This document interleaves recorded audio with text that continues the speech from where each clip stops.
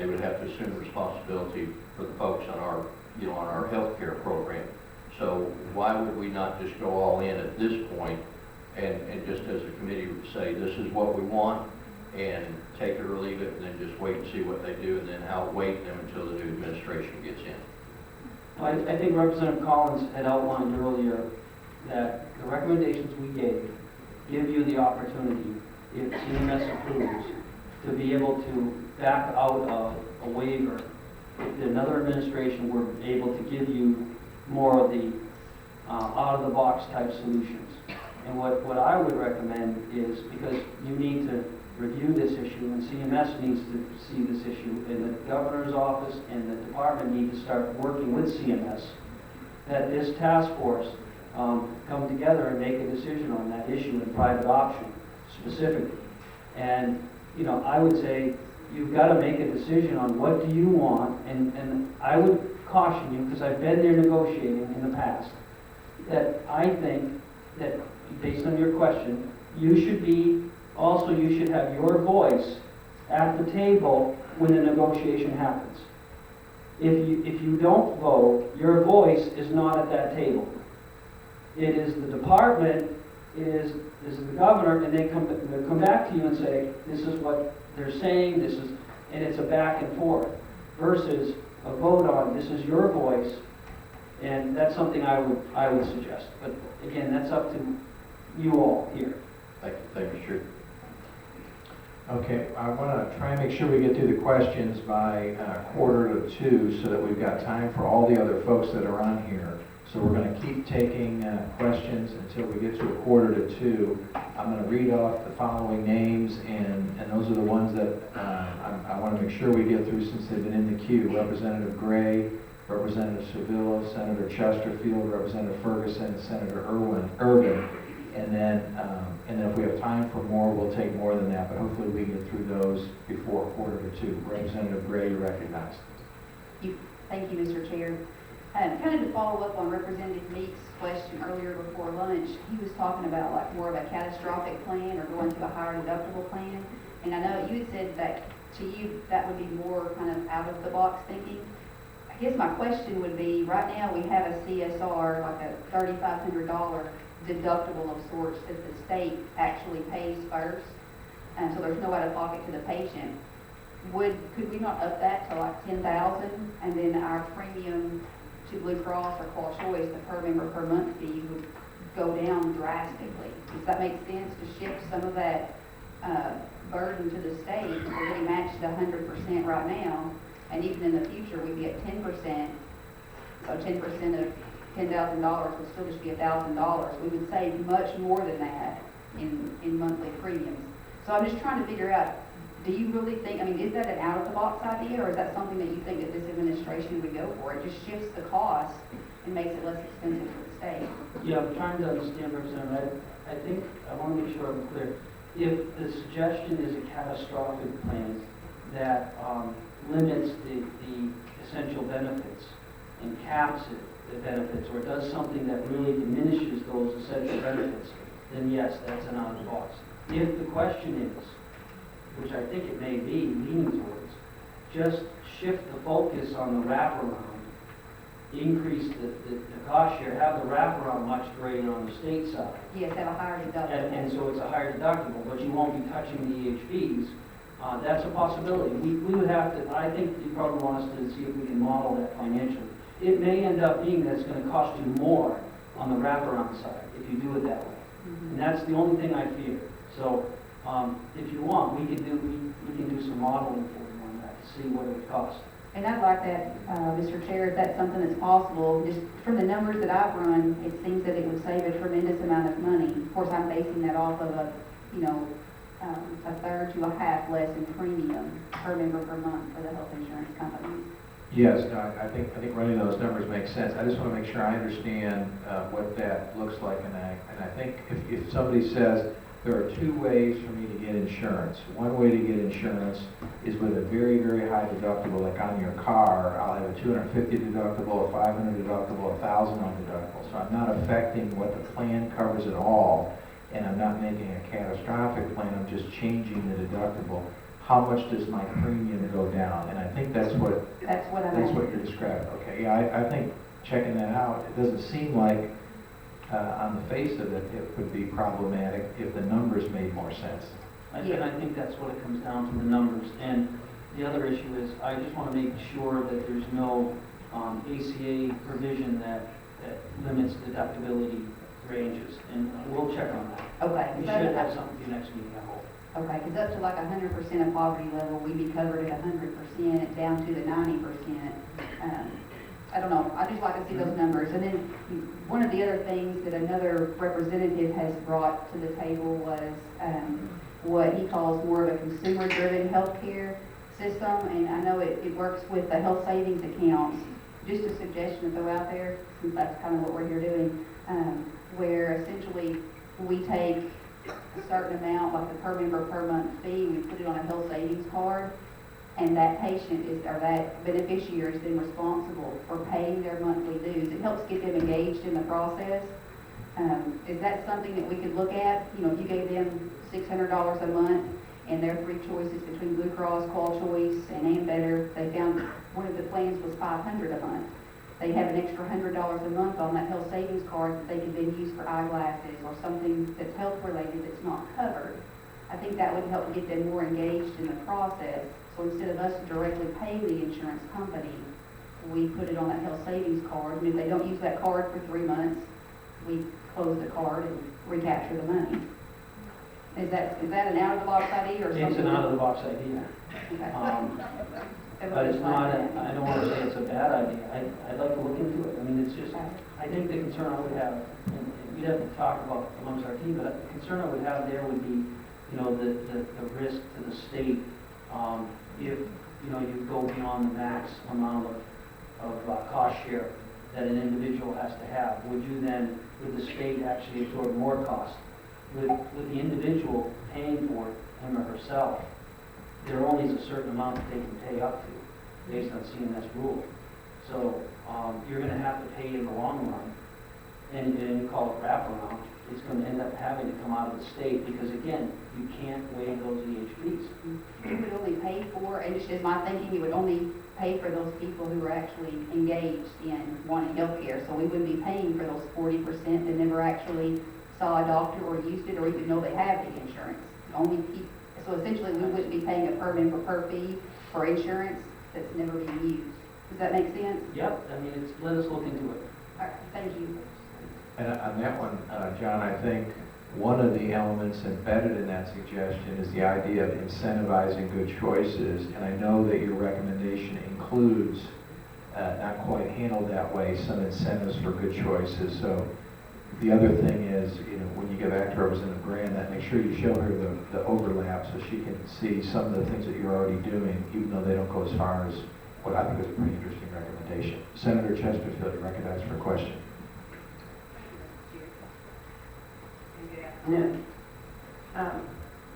I'm concerned about the information technology. We have invested a great deal in our run. We have invested in providing connectivity for our schools. And now we're dealing with the connectivity or availability of connectivity for those in the healthcare industry or those who would receive healthcare benefits.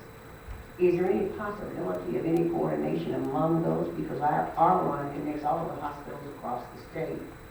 Have we looked at any connection between those two or three IT programs that we currently have as we look at providing sign-ups and that sort of thing for DHS? I'm not sure. I'm trying to understand the question. I'm sorry. One of the biggest problems we have is getting people signed up via the internet. Yeah. And we have a big problem in that we may not have the connectivity availability that we want. I'm just wondering, have we looked at utilizing some of the things that are already available so that we have more access for more people? You have an RON system in place. You have a system in place to connect schools across the state. The Speaker of the House has worked tirelessly trying to get us the optics and all of that stuff that we need so that we can connect. How much are we coordinating any of that with the IT program that DHS has, or is there no That's a great. connection at Now all? I understand, now I understand. Okay. I. I'm just trying to realize. No, but I think that, no, Senator, it's a really good point, because access is obviously an issue, and, so, I don't think there's any, you'd have to ask Director Seeley, there's nothing we found that they're just worried so much right now about whether the current EEF system is gonna be there for long term or not, do we need to shift focus?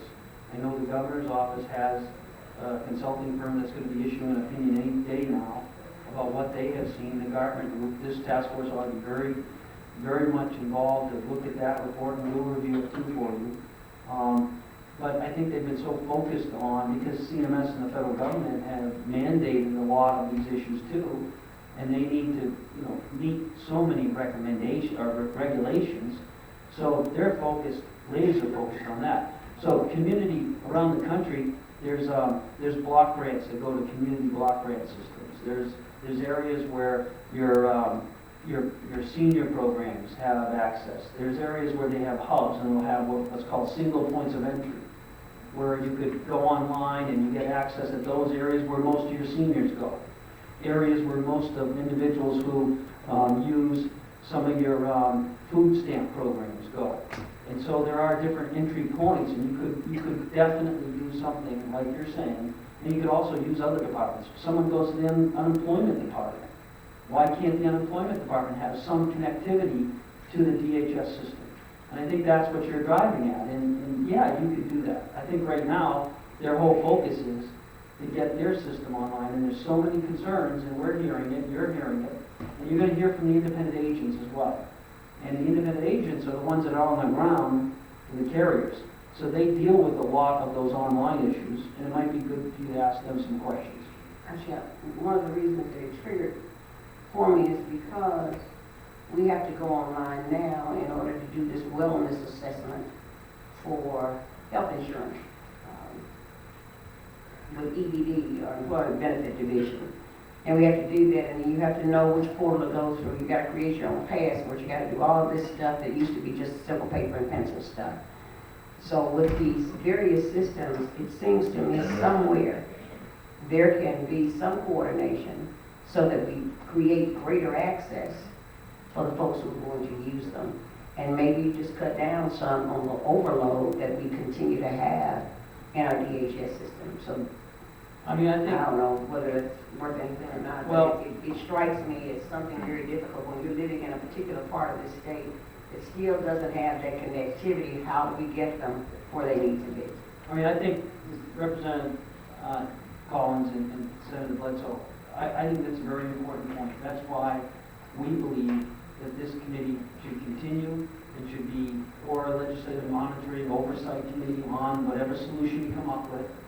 And that legislative oversight committee should be asking those types of questions to the department as you go through the implementation of whatever the new solution is.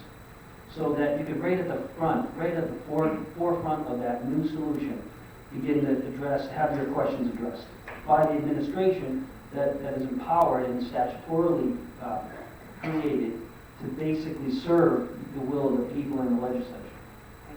Thank you, Mr. Chair. All right, Representative Ferguson, you're recognized for a question. Thank you, Mr. Chairman. I think you told me this, someone had said earlier, maybe if we didn't start paying the per member per month premium to insurance companies until a patient had actually presented for treatment. Did you tell me that you didn't think that CMS would approve that because that would be a condition of eligibility? It could very well be. I think my initial impression is it's worth having a discussion. My initial impression or feeling was it becomes a condition of eligibility. And under the Affordable Care Act, the conditions of eligibility are unacceptable to the CMS. And that's why I said that. So could you explore it? Absolutely. And I think you might want to think about that. But again, I think you should also consider more possibly the administrative issues. I'd like to find out from the department, you know, what would it take administratively, and then the carriers, I guess from your idea, the carriers, would they get presented with this auto-assigned individual, when the PMPM begins to start, or would that auto assignment not happen until EHS goes out and finds the person, gets them to a primary care facility? So it just, there's a lot of questions.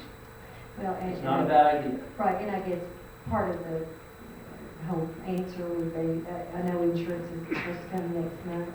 If you take that 38% out of the actuarial, how will that affect the premiums and the whole? Pretty significant. I think Stephen would probably be better to answer that. And this came up earlier as well. It is important to keep in mind that what we are talking about are insurance products. And so the biggest piece of the cost of the per member per month cost of the insurance product is going to be the average medical spend across that population.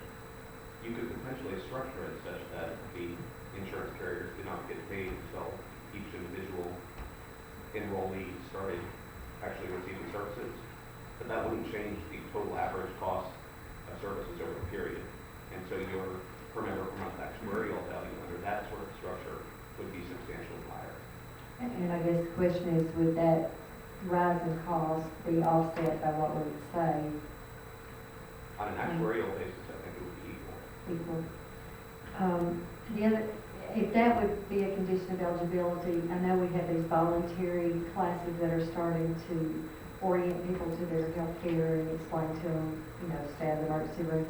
Could you make those orientation classes mandatory, or would that be a condition of eligibility as well? I think it goes to, similar to the work requirement. When the governor came in and said work referral, he was very careful in his words.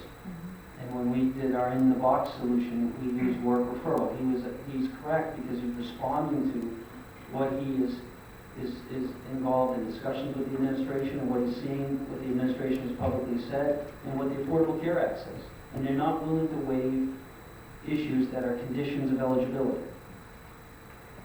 Okay, and just on another note, I appreciate the work you've done with the dentist. I want everyone here to know that we're probably the only group in the state that actually wants a third-party administrator, and we appreciate the plan. Thank you.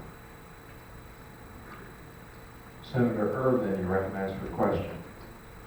Thank you. Just a quick question. Some of the things that you had talked about through this whole process were things that could be done administratively now, and then other things that could be done in a waiver process. Did you list those things in your report as to which things could be done now administratively and which things would be done through waiver process?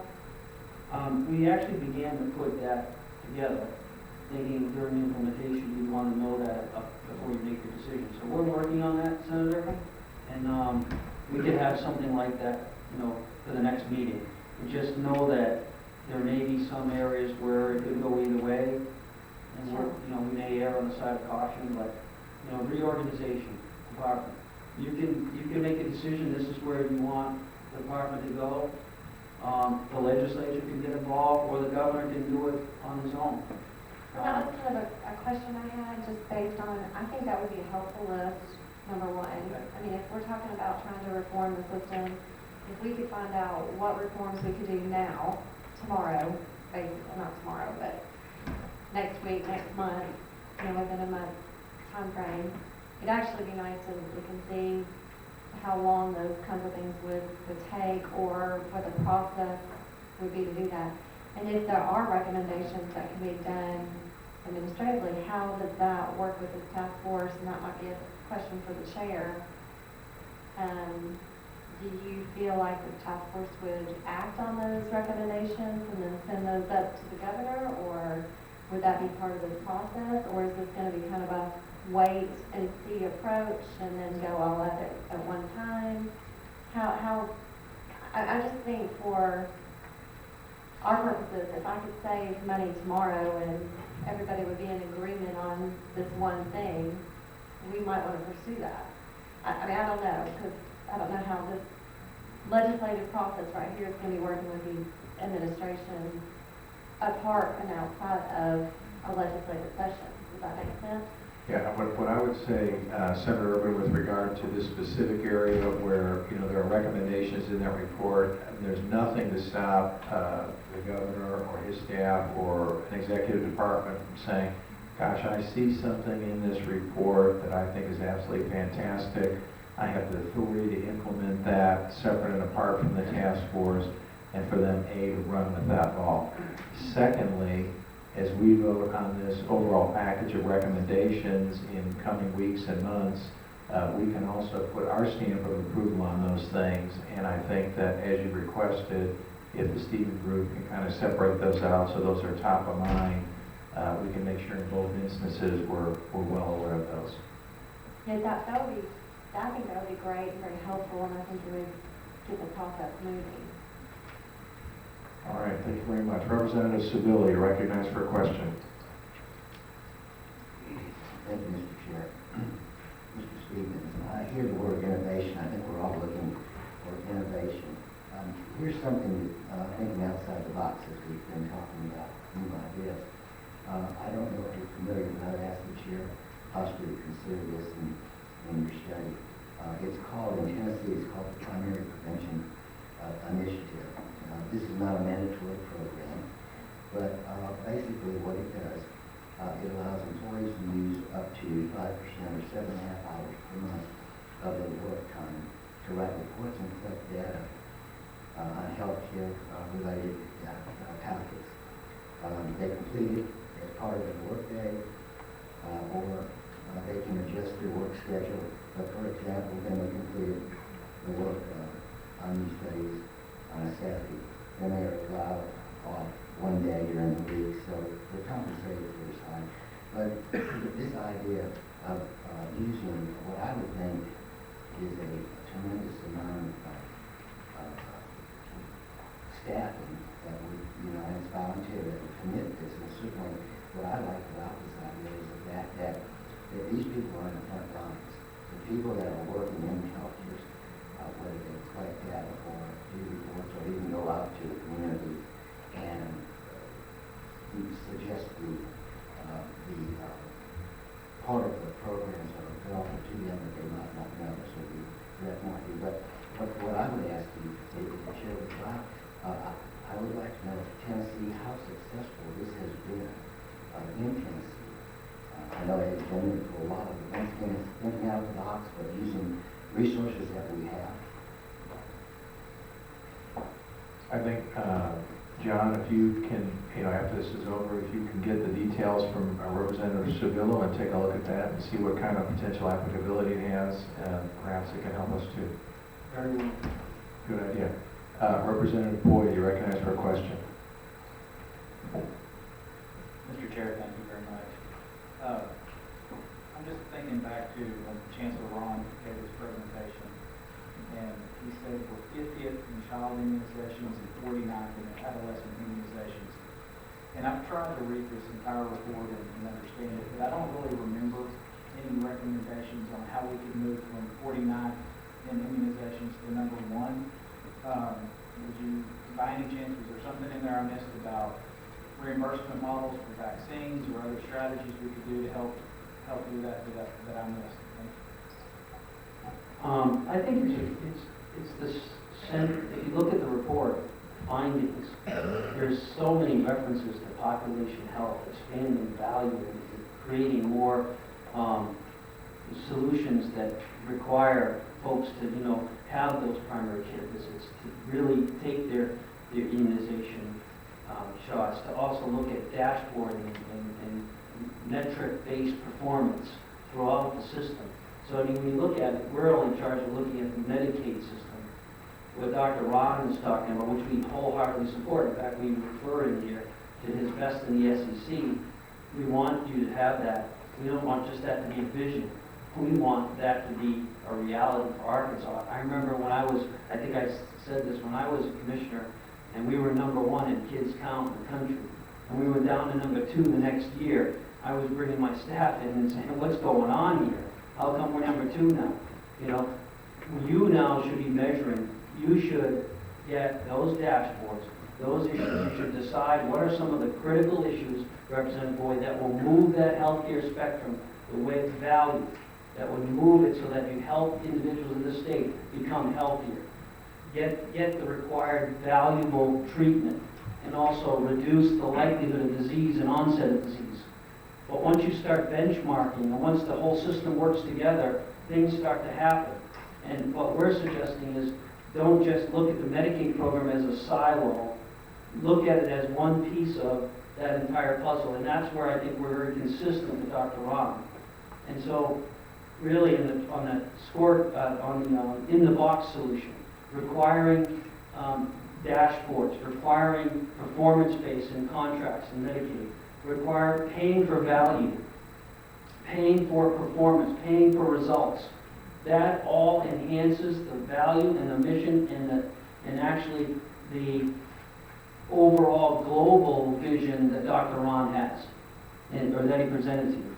So I think it's very consistent, and I think throughout our entire recommendations, even in the premise in the beginning, you're going to see a lot of writing about population value. Okay. Mr. Chair, I've got a matter of clarification. You're recognized for your clarification. Okay, so approximately my understanding is about 1 in 25 people is on Medicaid. And so if vaccines are reimbursed at a rate below cost, how does that help us move to be the SEC champions? And so as I've asked questions about this, it was led to believe that this would come through the task force. So I don't know if the task force is going to look at vaccines or if that's something that the chair will empower me to work with Bureau of Legislative Research, to work with Medicaid to understand directly. So I just need a little personal direction on which way you want to go. Representative Boyd, I'm very comfortable with you following up with BLR or the Stevens Group to get more information on vaccines and payment rates and those types of things. So my recommendation would be to start with John Steven and see if you can work it that way. But BLR and or DHS, any of those ways is fine with me to gather the information you need. Yeah, I just want to clarify, I think the Medicaid program is about 25% of your population in the state. If you look at Medicaid, I mean, it's not 1 in 10, it's pretty significant. So it becomes a very significant part of that whole, you want to call it healthcare paradigm. So yeah, I'd be happy to sit with you and definitely work with you on the other issue. Thank you very much. I'll be in touch. All right, wonderful. Thank you very much, John and team. And now we're going to move to item E on our agenda. So Director Seelig, if you would please take a seat in the front and share your thoughts.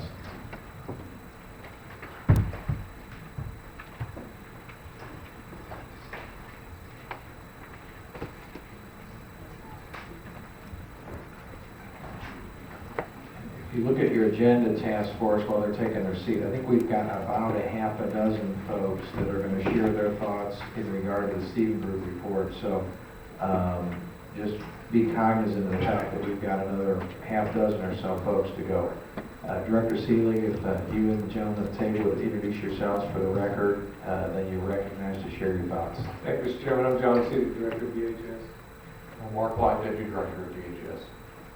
And I'll take your comments to the committee as comments as to, well, I will not make my comments very long. Let me just say, to start with, Mr. Chairman, I just appreciate the work that the Stevens Group has done. I had not worked with them before, and I think they've done you a good service. They have really dug into our data, have worked closely with our staff.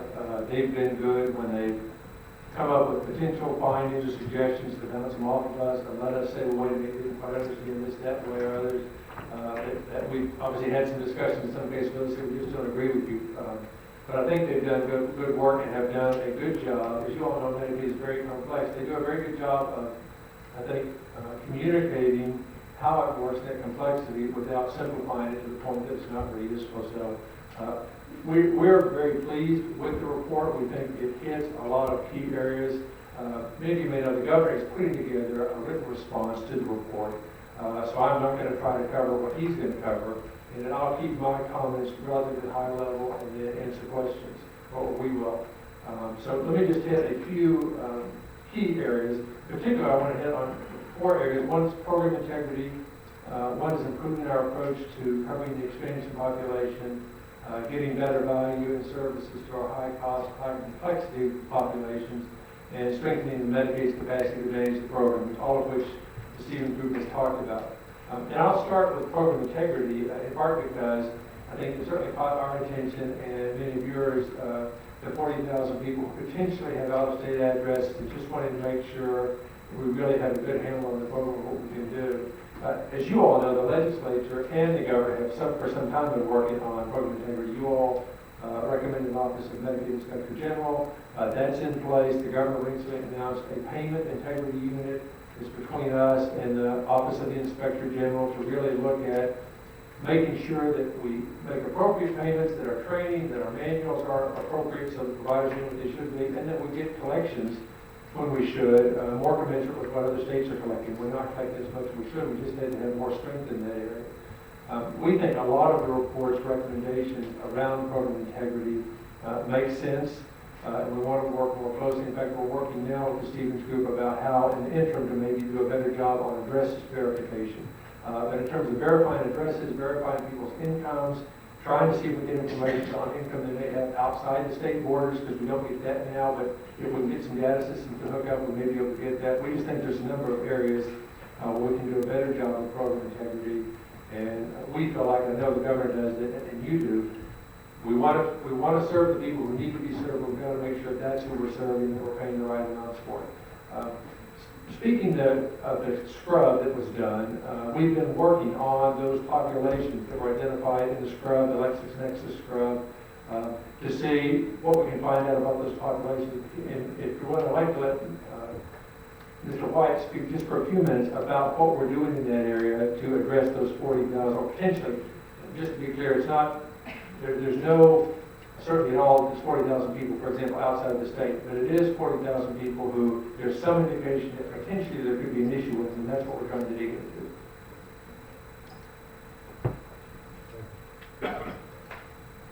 Excuse me, I forgot I hit the button earlier. Yes, we have taken the results of the scrub. LexisNexis will provide us with data files containing those names and identities of those individuals they flagged as either possibly have an out-of-state address, as being deceased, incarcerated, and so on.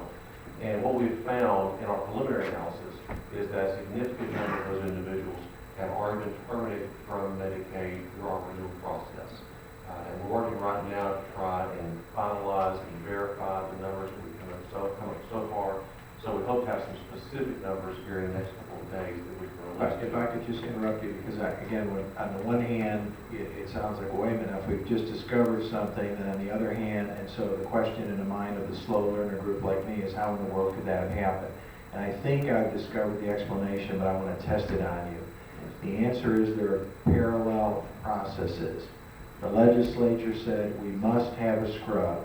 Separate and apart from that, and unbeknownst to that, or whether it was beknownst or not, the governor said we must have a scrub. So while the Stevens Group was doing a scrub based on point-in-time data from 6 or 8 or 10 months ago, simultaneously the governor was doing a scrub that was called redetermination. That's what you guys were doing. That was essentially doing the same thing. Now, they're not identical. They don't use the same databases. Yours focuses more on income, not as much on address, et cetera, but the concept was the same. So while Stephen was discovering that 8 or 10 months ago there were thousands of people that needed to be addressed, you were, in real time, 2 months ago, throwing those people off of the rolls. Is that essentially how that process unfolded? Yes, Mr. Chairman, that's exactly right. We provided the first batch of data to LexisNexis back in July. And if you recall, back in July, we started the renewal process, but we'd only removed a very small number of people from the rolls. That ramped up in July, and at this point, we've removed about 60,000 people from the rolls so far through that renewal process. And it looks like a good percentage of those were also caught in this LexisNexis scrub. And so that's something that we're pleased to see, because we think it shows the renewal process is doing what it was intended to do. You know, it's identifying beneficiaries who are no longer eligible for benefits, and it's getting them off the rolls. So we're pleased to see that, and as I said, we hope to have some specific numbers we can share with you here in just the next couple of days. And of course, and in one sense, we had expected there would be a good number that would be removed because people's circumstances change. They have incomes that go up, they get different jobs, they move. And we've been discovering that in this renewal process. So we'd expected that there would be a number of things, and that is what's happened. As we've looked at the LexisNexis file, we've placed first priority on those who LexisNexis believed were deceased, incarcerated, or out of state. We've been comparing those with some of our other internal databases. We've been checking to see have we already terminated these individuals through our renewal process, and so we've been identifying those folks. And on the out-of-state addresses, we've done some other checks. We've already identified some cases where we think there's some additional investigation needed, where they're still on the rolls, but in looking at our SNAP database, looking at the Medicaid claims that have been filed on those claims, we think there's more investigation. And so we have investigators who are starting the process of reviewing those claims one by one to see are these people still in the state or have they left the state. On the deceased beneficiaries, we've had a few other cases we've identified where LexisNexis identified them.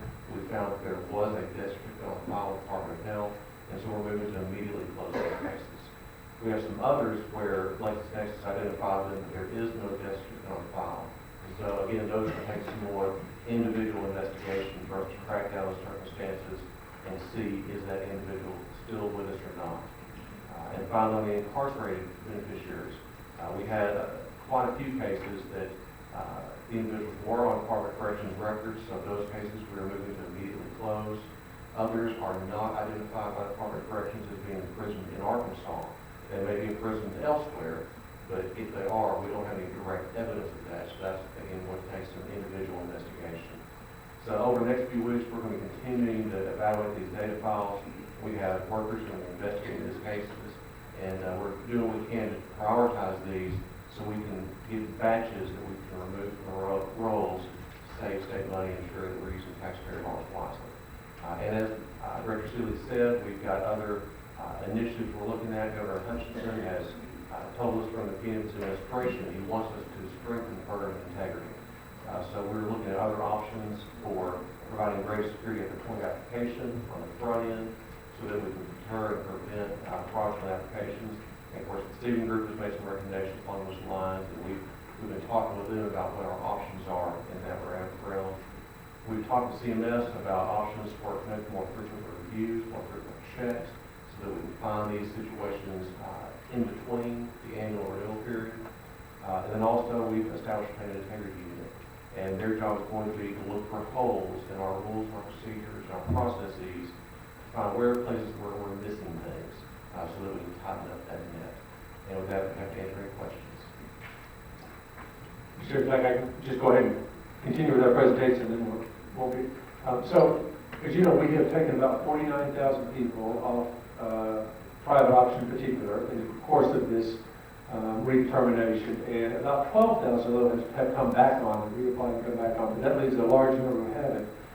The governor and we were very interested in who are these people who are off the rolls and don't appear to be coming back, so he asked us to make some calls, do some checks. We've been working with the Center for Health Improvement to make those calls, and hundreds of calls have been made to those people who were taken off the rolls and have not come back.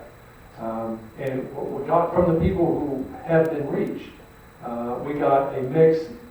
The majority, the two biggest groups were people who said, I've now got coverage other places. Either I'm now on Medicare, or I've got coverage through another employer, or they said, well, I'm in the process, I'm going to reapply at some point. It's not clear whether they have reapplied or whether they've done it correctly. And then there were other people who said, I don't want that coverage, or I don't need it, or for whatever reason. But the biggest takeaway is, so that's the people who we were able to reach. We have called hundreds of people. We work with the Center for Health Improvement, calling them each at least 3 times at different times of day to try to reach them. They've only been able to reach about 25% of those people. And 40% of the phone numbers were disconnected or were a wrong number. Somebody would answer and say, that person doesn't live here. So what it tells us, really the biggest takeaway from trying to reach those people is this is a very transient population. It is possible that many of them have moved out of state or moved elsewhere and we can't reach them. And we're still in the process of making calls. We don't have any final numbers, but it certainly tells us that, as Mr. White was saying, given how transient the population is, we probably do need to find ways to check more often, to check addresses, to check income, and just make sure we have people on who are appropriately on, and then we can find better ways to communicate with people. Maybe that we're missing some people, but they have a duty to tell us when they move. And we need to know that, because otherwise, we don't want to be paying premiums for somebody who's not on the rolls or potentially has moved out of state. So we're going to keep working on that, but it does give you a feel for who those folks are. And it tells us some of them will be coming back on.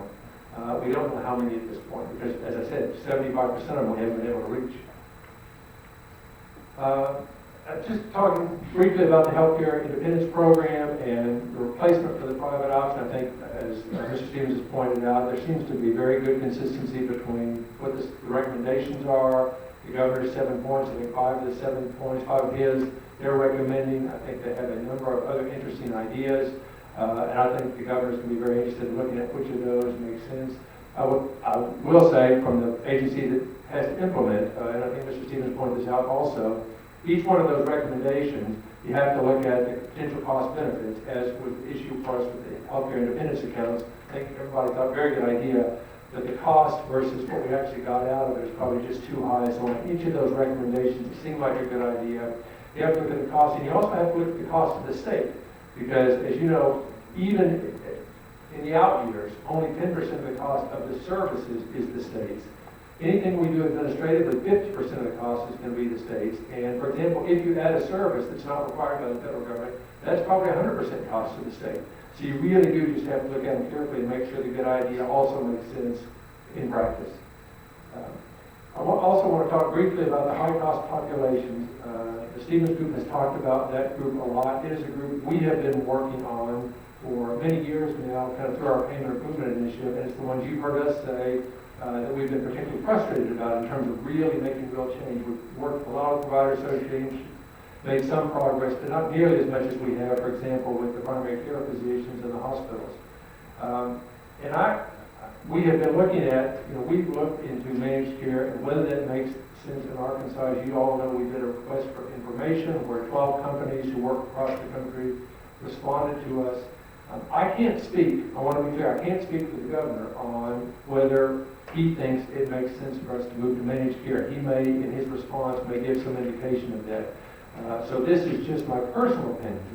And my personal opinion is, having worked in this agency for quite a lot and having tried to do a lot, having looked at managed care and how it's not worked in some places but can work in other places, I would tell you my personal opinion is, I think we have in Arkansas a higher chance of success in reforming Medicaid for those high-cost populations if we use some form of managed Medicaid. They have more tools, more ability. Now, let me be clear. You have to make sure that you write your request proposal appropriately, that you're clear on your expectations, that you have clear oversight and management of them. You don't just, as like with your father's Medicaid, you don't simply hand them the money and say, good luck, and hope you save money. You get really clear about what you want. But I think we are more likely to have success that's systemic and broad across the agency, across those high-cost Medicaid populations, using some forms of managed care than if we try to, in the Medicaid program itself, try to, as Mr. Stevens said, manage a whole lot of those different programs and contracts, each of which goes through the Public Health Committee, goes through the Rules and Regs Committee, goes through the Council. There's also an Oversight Committee that's now set up on episodes. It'll be very difficult. I'm not saying the agency can't do it, but it'll be very difficult, I think, personally, for the agency to really have sustained reform in that area, in part because it's difficult. It would be difficult to make Medicaid big enough and keep the level of staff you need to continue to do that well. Whereas I think if you use some form of managed care, you can be a really strong unit that oversees that with some good people, and then you count on the expertise of those organizations after you set your expectations. So again, that's just a personal opinion, looking at what we have out there. And finally, on the Medicaid structure and capacity, we agree that Medicaid it's a huge program, a complex program. It probably needs to be elevated in terms of importance in the state, and it needs to be strengthened. There are many different ways to do that. It can be an agency outside, kind of its own separate agency. It can be elevated in the department and strengthened. I think there are pros and cons to both. I think the key is you want to make sure that you're actually getting something better. You can make Medicaid stronger. For example, you don't want to create something that sounds good for Medicaid that actually creates more silos, where Medicaid is then not talking to aging and not talking to behavioral health and BD, which are actually the same populations that it ought to be focused on, because those are the high-cost populations. So you need to make sure with the new structure that it actually is going to break down some of those silos and give you a better product. And I think you can get there, but I think that's going to take some real discussion. But I would suggest we do look at what will work better. And then just finally, I'd say on the health and wellness issue, the best in SEC, I think it is a critical issue to keep in mind. It's a tough issue to get at. There are no silver bullets, because a lot of what you're doing is trying to encourage people to change their behaviors. You can have all the best treatment in the world, and if everybody's eating fried food and not getting any exercise, and you know the drill, you're not going to make a big impact. You're not going to go from 49th to 1st if you don't have some real behavior changes and changes in the environment here. But that's not a reason to not try to do this. If all we do is treat people, we are never going to have a healthcare budget that's under control, and we're not going to have as productive a society as we want. So I'll stop at that. Thank you. Okay, task force. So we've got, I don't know, I guess it's approaching a dozen questions, and we've got 6 or 5 more groups that we're going to have talk. So whereas before I was very lenient on length of questions and follow-ups and things like that with our task force, because that's a big focus, as we move into these groups and their response to the report, I'm going to be a lot shorter on the questions so we can try and get as many as possible. And yet still get through this agenda for people that have been waiting all day. So with that, Representative Farrar, you're recognized for a question. Thank you, Mr. Chairman. We'll be quick. Is the renewal process that you're going through now, is it due to the new system that you've got? Yes, sir. It's for the Magi population, and that new system is for the Magi population. We didn't have a system to deal with that before. So when we get all the money on, that's what we're doing now, that's working. Yes, sir, it is working. It's not working as well as we'd like. We're still improving it, but it is what's doing that now. Well, okay, that's a simple question. The Stevens Group has suggested some reorganization of the DHS. What's your opinion on taking Medicaid out and making its own department, Medicaid department? I think the risk, when I've seen it in other states, I'll just start, you can make any organizational structure work. A lot of it depends on whether you've got good people running it, but some are harder than others. The risk I've seen in other states, if you make Medicaid separate, as I mentioned earlier, you're pulling it away from some of those same populations that it's really set up to serve, from the child welfare population, from the developmental disabilities, the behavioral health population. So if you make it a separate agency, you've got to find a way where they talk better. I'll just give you an example. We were Health and Human Services for a couple of years in Arkansas, and when health split back out, we all made a commitment. Well, we'll stay really connected. It's just hard to do. You start working on your own stuff, and we don't have as much communication with the health department as I would like to have, just because we're both busy. That'd be my fear, is if you pull Medicaid out, it wouldn't over time have the same communication that it needs to. But if it was organized, it would work. Yes, I think you can make anything work within reason. Representative Ferguson, you're recognized for a question.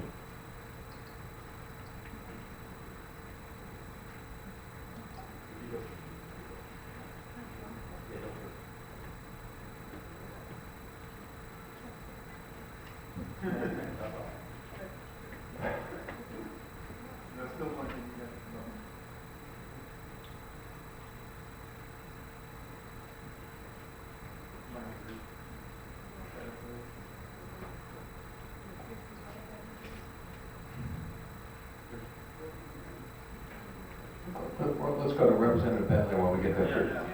Now? Okay. I knew that would work. I knew that would work. Thank you. I went to a county medical meeting Friday night, and every physician there they had checked eligibility on patients when they came in for the procedures, and they filed and the procedures were denied, and even some of them collected retroactively.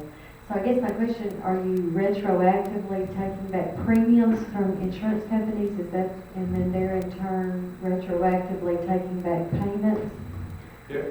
There are a few, the way our policy was originally set up, let's say somebody tells us back in April that I went off the private option. We would, but we didn't get it processed until, say, this month, because of the backlog, in fact, the system was slow. But our policy was, we make it that termination retroactive to the date they asked for it. The unintended consequence of that was that would mean we need to recoup the premium from the insurance company, and the insurance company's turning around and potentially saying to the providers, we need to recoup our payment to you for the services. We're trying to get that, we realize the impact of that, we're trying to get that reversed. We're talking with the federal government about that now. We don't yet have their approval, because it is federal money we're spending. We don't yet have their approval to, in effect, make the implementation date of that termination the actual date that we terminated, but we're still working on that, still in negotiations. I have heard that some of the carriers may be recouping some funds in the interim, but I don't know to what degree. But I will tell you, we are talking about, as best I can tell, it is a few thousand individuals out of over 200,000. So certainly not on tens or hundreds of thousands that happen, but even for a few thousand, it concerns providers and carriers.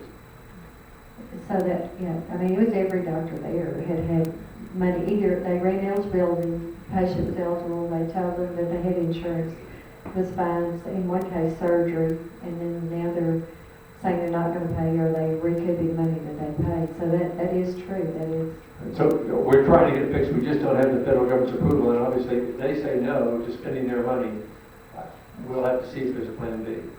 Well, in one case, which I'm more familiar with, because a young lady works in one of the doctor's offices, and I know her, she responded to the eligibility letter, was still somehow deemed ineligible. She was on Blue Cross, and then they sent her a card for qual choice.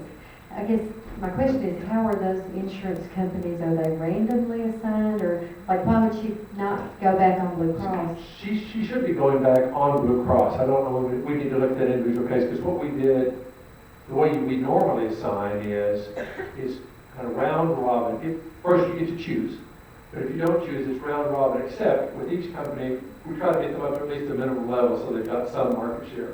So for example, Qual Choice came in late, so while they were getting all of them, kind of build up their market share a little bit. But we turned that function off as we're doing these redeterminations, because we want to get somebody back. If they come back on within 2 or 3 weeks, we want to get them right back to their carrier and not have suddenly have a different card. So if you've got a particular case, we need to look into it. Yeah, I asked all of them to send me all these claims, but it sounds like they're really not paying claims that were deemed eligible. Okay. My only other concern, I mean, I'll say it's even better, is that there are no network specialty providers in Memphis. And I'm just wondering how they qualify someone to sell insurance in an area like West Memphis, where all your specialists are going to be 10 miles away in Memphis, and there's no network of specialists. There are primary care doctors in West Memphis. I would have to defer to the insurance department. They're the ones who look at those networks and qualify them, and I don't know how they do that. Thank you.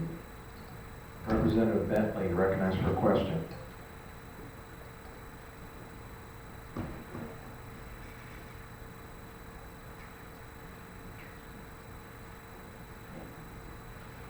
Okay, thank you. Real briefly, on the Stevens report, when they were going through and finding the 40,000 that were outside addresses and also high-risk identities, 43% of those were in the pregnant population. Your thoughts on that? I'm just real curious on why we think that was the case. At this point, we don't have any conclusions yet. I mean, that is one of the things we want to look at. And that's been one issue with the report that came back. It's just there's so many different factors they've looked at to flag individuals. And so we just had to kind of prioritize. And what are the things we want to look at and the questions we want to answer. So certainly that will be something we will look at closely, but at this point, I don't want to answer for you. Representative Hammer, you're recognized for a question. Thank you, Mr. Chair.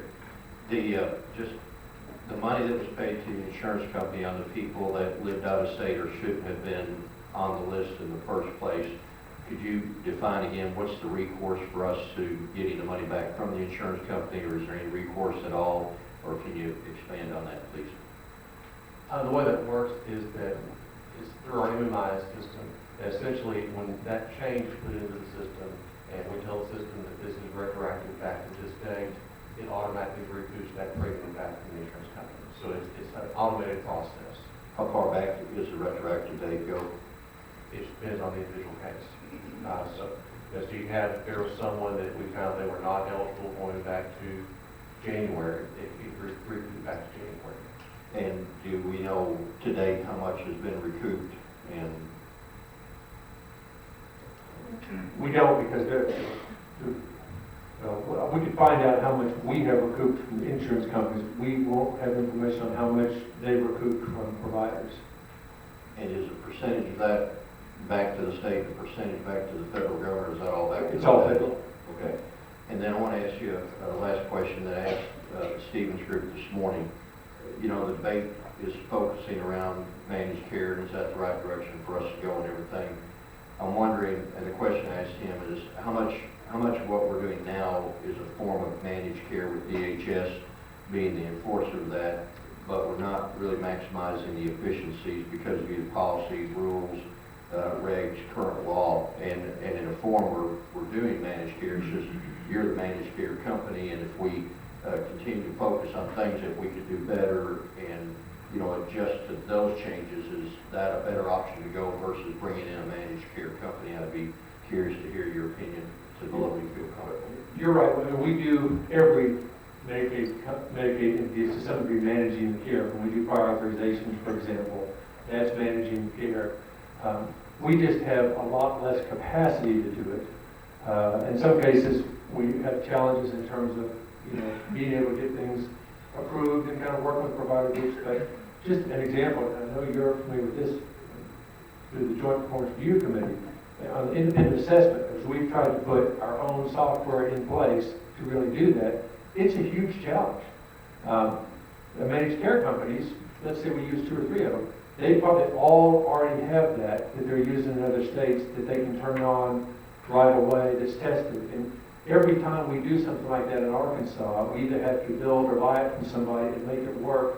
It was a huge episodes of care that we've done, that we've gotten national recognition for. It was a lot of work because we were having to build things as we go. So really there's probably nothing that a managed care company can do, well, with a couple of exceptions, that we couldn't do. The challenge is our ability to actually do it. With the staff we have, having to kind of build it ourselves each time we want to do something different, we're frankly not as nimble. And then there are certain things, you know, if you pay a managed care company to take care of a client, with Medicaid, we can only pay for what the federal government considers medically necessary. So we're pretty limited.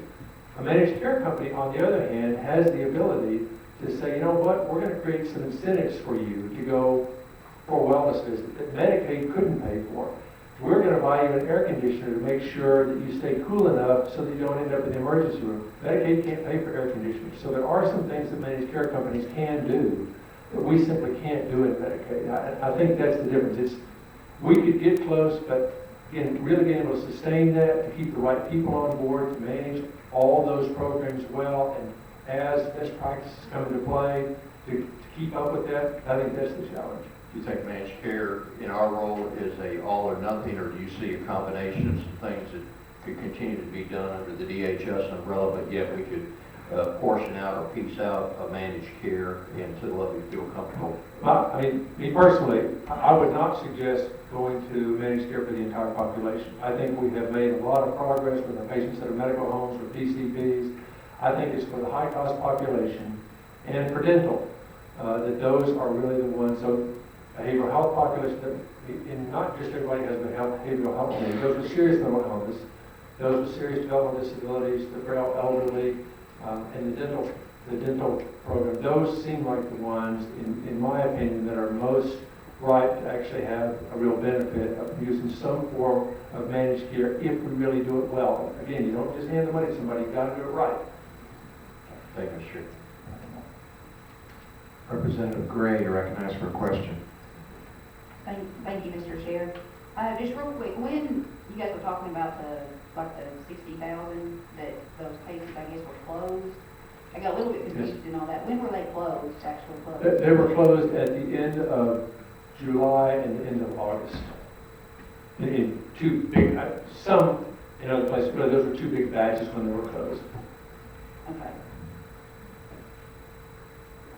Okay. Representative Murdoch, you recognize for a question. Thank you. Director Seeley, Representative Hammer asked most of my questions, so you answered most of them. So it's the capacity is where I have a concern, because as we go forward, we still will have a DHS, and we still, whenever we do managed care or whatever we choose to do, we're still going to have to make sure under our coffers that whoever we put to work have the capacity to watch the watchers, if you will. Right. So what I want you to do for me, and you should be able to really help me with this, is advise us on what we would need to, in your opinion, upgrade in terms of staffing. Have we, crippled you in some way in being able to really do the job that we expect you to do from an oversight standpoint? So what do you think we need to look at from the standpoint of being able to oversee as we go forward? Yes, sir. So a couple of things in particular. Let me be clear. I think actually if you move to managed care of these populations, you'll end up with fewer DHS employees. But particularly in the Medicaid agency, I think there are two things. One, you've got to have a stronger procurement unit so that we really write these contracts well, evaluate them well, the whole procurement process. Now that doesn't all necessarily have to happen in Medicaid. It could be DHS, it could be using the Office of State Procurement. But you've got to do that piece well. And you heard that from Martha Tuttle with the Stevens Group early on, that the state in general just doesn't do that as well as we should. And the other is the states that do this well, they actually have a unit in Medicaid that is a managed care unit that has, best I can tell, has some expertise that people who've done this in other states, who've seen what works and what doesn't work, really know how to implement it, probably have worked in the managed care for some of these companies before and know what to look for. Know where they might try to get by on quality, might try to get by. And I really believe, Director, that's where a lot of the issue has come from. As you sit and listen to us, you've really been questioned quite a bit about the procurement, the process, the expertise, the goals that, and that's really a problem. So we have to start off right when we go to procure to make sure that the proper the RFP is written out there. Mr. Stevens had mentioned that, so I just want to see if you concur with that, and did you have anything to add to what they suggested? So I think it's right. Let me just say, we have great staff in Medicaid. Just in some cases, the skill sets are not what we would need for this.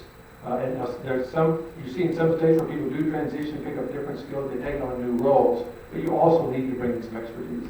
Sometimes the role is unbalanced, and we need to balance. That's right. Thank you. Senator Urban, you're recognized for a question. Hi, thank you. On the point of entry into the program, that's kind of what I want to talk about with the out-of-state addresses and things like that. It's something that bothers me because a lot of times, so for the integrity of how they actually sign up and how they, I guess, were you able to look at this data and look at, okay, we're paying premiums for this person, and then did that person actually receive medical services within the state of Arkansas? Were you able to get any kind of information like that? Yes, we were. Now, for the traditional Medicaid population, for those where we're paying claims directly, and that is something we've done, we've gone back to check and see, okay, Alexis, has the out-of-state address, are they using Medicaid within the state? If they're a SNAP beneficiary, are there purchases within the state? And so we've been using that as kind of a rule of thumb to kind of rule out folks who think are most likely are residents. For the private option population, we don't have that capability at this point because we simply don't have the claims data. Only the carriers have that. Okay, so what did you find on our traditional Medicaid? Did you find what was there? We found, aside from those that we think have been terminated already, we did find quite a few that had claims in SNAP. I want to say it's maybe about a third once we looked at it. We're on SNAP, and the vast majority of that group did have SNAP purchases in state. So they're buying their groceries somewhere within the state of Arkansas, which suggests they are truly residents of Arkansas. Okay, but did they get medical services? Do you know if they got? For those that we looked at, most of them did. For those that they either had no claims or they had out-of-state claims, those are going to take those and investigate those one by one. Do we pay out-of-state claims? Occasionally. On traditional Medicaid, there are some procedures for doing that. You have some border issues, border city issues. You also have cases where someone needs a specialized kind of care that's only billed out of state. Usually that's approved on a case-by-case basis within Medicaid. Okay, and then, could you not get that information from the carriers though? Could the carriers not throw up a red flag and inform us to say, these people are out of state or have an out of state address or? I think we could, and in some cases, they have been giving us information. One of the challenges for us is the fact that someone has a different address doesn't necessarily mean that they're no longer a resident. And for us, the issue is what's their residency. So actually tracking it down, I mean, Mark's working on it, we've got a team working on it, but it's not just simply, again, we talked, you could be living with your mother in Texarkana, Texas, and still be an Arkansas resident, as long as, I think, as long as you intend to come back. So we can't cut you off just because you've got a different address. Yeah, I'm just thinking California, Washington, some of these states. Those are the ones in particular we want to look at and say, okay, are there really this many people who are now living in California? Yeah, okay, so you're investigating that, Yes. okay. And then point of entry as far as into the system, I think that's something that, for me, important. And I'll tell you, a lot of times you'll have maybe self-funded plans or companies that will make different decisions on physicals, annual physicals. Annual physicals for me is a big gatekeeper. That it kind of helps. There's a lot of folks that don't go to the doctor all the time. They only go when they're sick. We know this. Sometimes your policy says, well, we'll do a physical by, someone who's not a physician. And that's problematic to me because a lot of folks, men, women, don't go and do an annual physical. And we require that, if you're going to play football, basketball, it's so important. We place an importance on that annual physical. It seems clear to me that that would be just a starting point of really trying to get a baseline for an individual when you're talking about health and wellness and trying to figure out point of entry into a system like the private option. It may be more difficult from Medicaid standpoint, but what are the barriers to really trying to structure a system around an annual physical as the point of entry? I don't think you could make it a condition of coverage, but I think you could. I think you could tie it to some incentives. In other words, that's part of the wellness plan that got you dental and vision coverage or help reduce your premium. There might be some incentives you can create. Now, I know one of the concerns of the governor is he doesn't want to create a bunch of incentives that also cost the state a lot more money. Right. I mean, there's got to be some trade-off there, but I think you could potentially tie something like annual physicals to some other incentive that might cause people to go. Okay. Thank, Senator, I've got several more, thank you. Representative Sevilla, you're recognized for a question.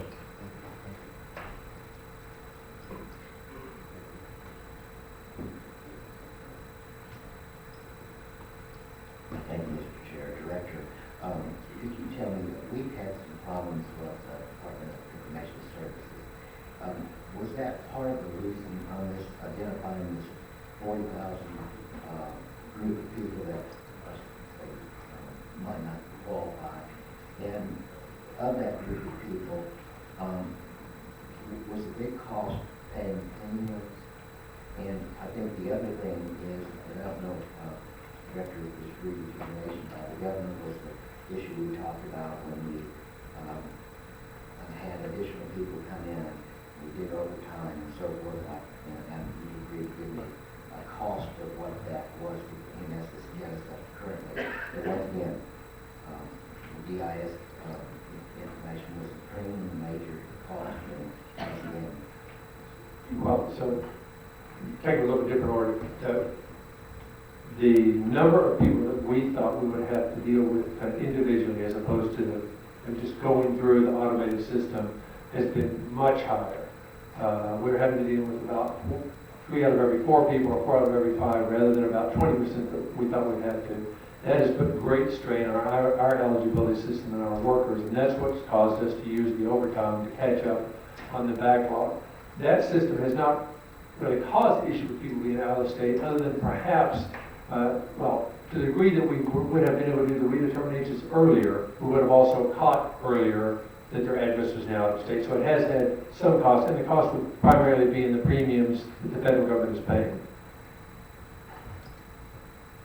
Representative Boyd, you're recognized for a question. Thank you, Mr. Chair. I know we're running short on time, so I'm going to ask this and maybe give you the quickest answer as you can. we were talking, you talked about restructuring. One of the states I've looked at is Ohio, and they have an Office of Health Transformation. Are you familiar with Ohio by any chance, and have any thoughts on how that might work in Arkansas? I'm not, and I don't. Be happy to look at it. Thank you. Senator Cooper, you're recognized for a question. Thank you, Mr. Chair. You described the efficiencies and not having to handle all the contracts there a while ago. That should translate, as you alluded to a while ago, in force reduction. Can you give us a budget reduction number and the number of employees percentage-wise? I can't give it to you now, it depends on what you actually do. For example, depending on which populations we cover, that would have an impact on, right now we have nurses who do certain things, maybe we wouldn't need those nurses in those roles. But we'd have to get more specific. We could put together some numbers for you within reason, kind of based on some scenarios potentially. And I think the Stevens Group may have done some of that work also. We can get with them if you'd like us to. Yeah, I'd like to know that. Okay. Thank you. Senator Chesterfield, you're recognized for a question. Yes, Mr. Chair. One of my concerns, Mr. Seelig, is that we want to pay pinto prices to our staff and expect to have poor outcomes. If we're going to be able to do what needs to be done, we're going to have to up the amount of money that we're going to have to spend in order to attract folks who are going to be able to do what needs to be done. Would you speak to that, please? I think that's right, Senator. I think, I'm not one here saying we need to give all state employees big raises, because we can't afford to do that. But there are particular areas, like information systems, like healthcare specialization, where we're probably going to have to pay for the expertise we need. I mean, when we've got contracts that are anywhere from $5 to $200 million with companies, we've got to have the ability to go toe to toe with them, and we just don't have that right now. And we simply cannot, we have been really blessed to some extent. Yes, we've made mistakes with the contracts, we all recognize that. But you're talking about getting individuals who knew nothing about a contract, working, trying to get up to speed on how to make it work. And so we know that we're gonna have to do better, and if it's a legislative fix or whatever, it's gotta be done better. And you cannot do that paying low salaries to folks and expect outstanding outcomes, so. Yes, sir, and I just say it's not true just for DHS. The Office of State Procurement, which handles this for all the state government, they've had the same issues. They've had a tremendous amount of turnover there.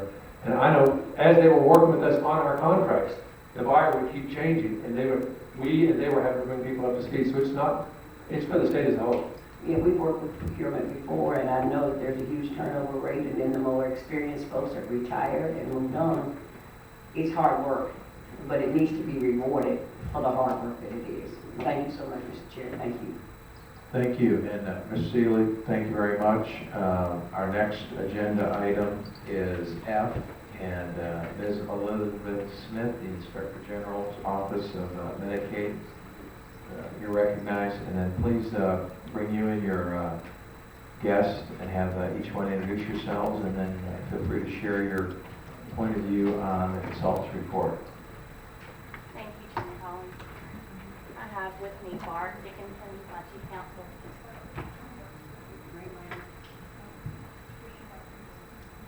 Thank you. Thank you, Chairman Collins. I'm Elizabeth Smith, Medicaid Inspector General for the state of Arkansas. I brought with me Bart Dickinson, my chief legal counsel. You're recognized to share your response to the Stevens report. Thank you. We appreciate the task force giving us this opportunity to come forward and respond to the Stevens Group report. I do believe that the report is appropriate and consistent with our plans going forward. Especially as you have heard recently, the governor has a plan for payment integrity, and that has been spoken about already today. We utilize the payment integrity position to focus on recovery as well as effectuating change in policies and procedures at DMS. We're already looking at contracts for DHS, and we're looking to make sure that those are appropriately being utilized. I'm here to answer any questions that you might have. All right, task force members? I know we just asked a lot of questions. Senator Sanders, you're recognized for a question. Thank you, Mr. Chair. Thank you, thank you, Mr. Stevenson, for coming today, and appreciate the work. You all have read through the student report. One of the things that was announced last week was the formation of, and this, Mark or John, if you want to chime in, the formation of the payment integrity unit within DHS. I do know one of the big, we've talked about this before, and why this is crucial, and I'm interested in one, the interaction between our Office of Medicaid Inspector General and DMS and DHS moving forward on this. And be curious, particularly Bart as well, you've had a little time under your belt and done good work for us. The rate of payment in Arkansas, we talked about this last time. A provider of any sort can provide a service, and they can fill out a claim correctly, and then there is payment usually made less than 2 weeks' time. It is enormously difficult for us to go back and recoup if we've identified overpayment. We have some additional administrative barriers. My question is, currently we have the Optum contract that is some of the analytics piece. There is part of that Optum contract that has some prepayment functionality in it. And I guess my question for either the two of you, or if one of you guys want to chime in, are we currently using that contract to its full potential? And if not, why not? And secondly, what are we looking at on that front? I know there are some things that you have prepared to aid in your intelligence gathering, maybe to augment a ton of new people, but to utilize technology. That's right, and we are looking at that. Mark's just been working with Optum to utilize the prepayment review process on that outcome to speak to that. Thank you. And again, Mark Davidson, appreciate the question, Senator Sanders. And we were concerned about the Optum contract when it went into, you go from RFP to actually, to on the ground actual implementation. It takes a lot of work to do that a lot of times. I think the Optum DSS contract, the FAST piece, it's kind of a toolbox. And that's different from MFACT, which we have more of a full tool. But we're trying to utilize those tools and make sure we're efficiently using those. One was the prepaid program. When the RFP was written, I don't know if it's contemplated, but when you put a provider on a prepaid status, that is a sanction and require under the Medicaid Fairness Act a hearing. So that is one concern. What we've tried to do, we've had Optum in, we've had HP in, we've had different people DMS in to have a meeting to talk about how we can utilize prepaid. And currently, we are actually utilizing the Optum prepaid piece to do a test, a pilot. We've got about three providers who they are looking at the actual payments after they go through the edit process. And they're looking to see if there are anomalies or problems with the payments. They are then going to request a documentation, because a lot of times it's not just about what service was provided and what service was electronically billed, it's the documentation that supports the service that needs to be reviewed. So it is sometimes more of a person and hands-on review, but they are doing sampling under this pilot program to see if the payments and the services match up.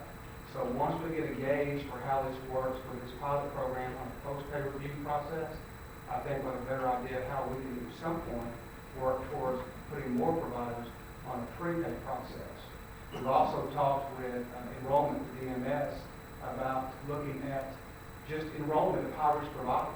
And would that be an area in a group of providers who would be the best suited to go through the prepaid process on the front end for 3 to 6 months before they actually were released to bill at other providers as well. So I think we're working with some thoughts on how to utilize that. We are utilizing that part of the RFP and the Optum contract, but it is a kind of a trial and error. We want to see what the vendor can provide in those reviews, because the big concern, the big question providers have, is this going to delay my payment by 30 or 40 days? And we want to make sure that what they're doing is accurate. We want to make sure it's timely before we try to expand. But I do think that moving forward the next 2 or 3 years, especially, we need to think about a prepaid program and and the edits where it's more appropriate, because you're right, having to spend the resource and time on the back end to audit and recoup is timely and very expensive. And one thing, Bart, too, you've been there since the get-go.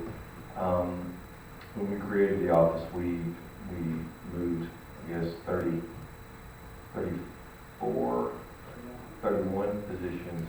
Okay, 31. There's been some attrition. So how many, Elizabeth can count it, how many positions are filled today? We currently have 24 employees. Okay. Is there a plan to get to full, I mean, I know when we created that, we literally took positions out of DHS. And when those individuals went over there, Bart, you remember this? We had people that were doubling up, tripling up on job duties because they were now a standalone office apart from DMS.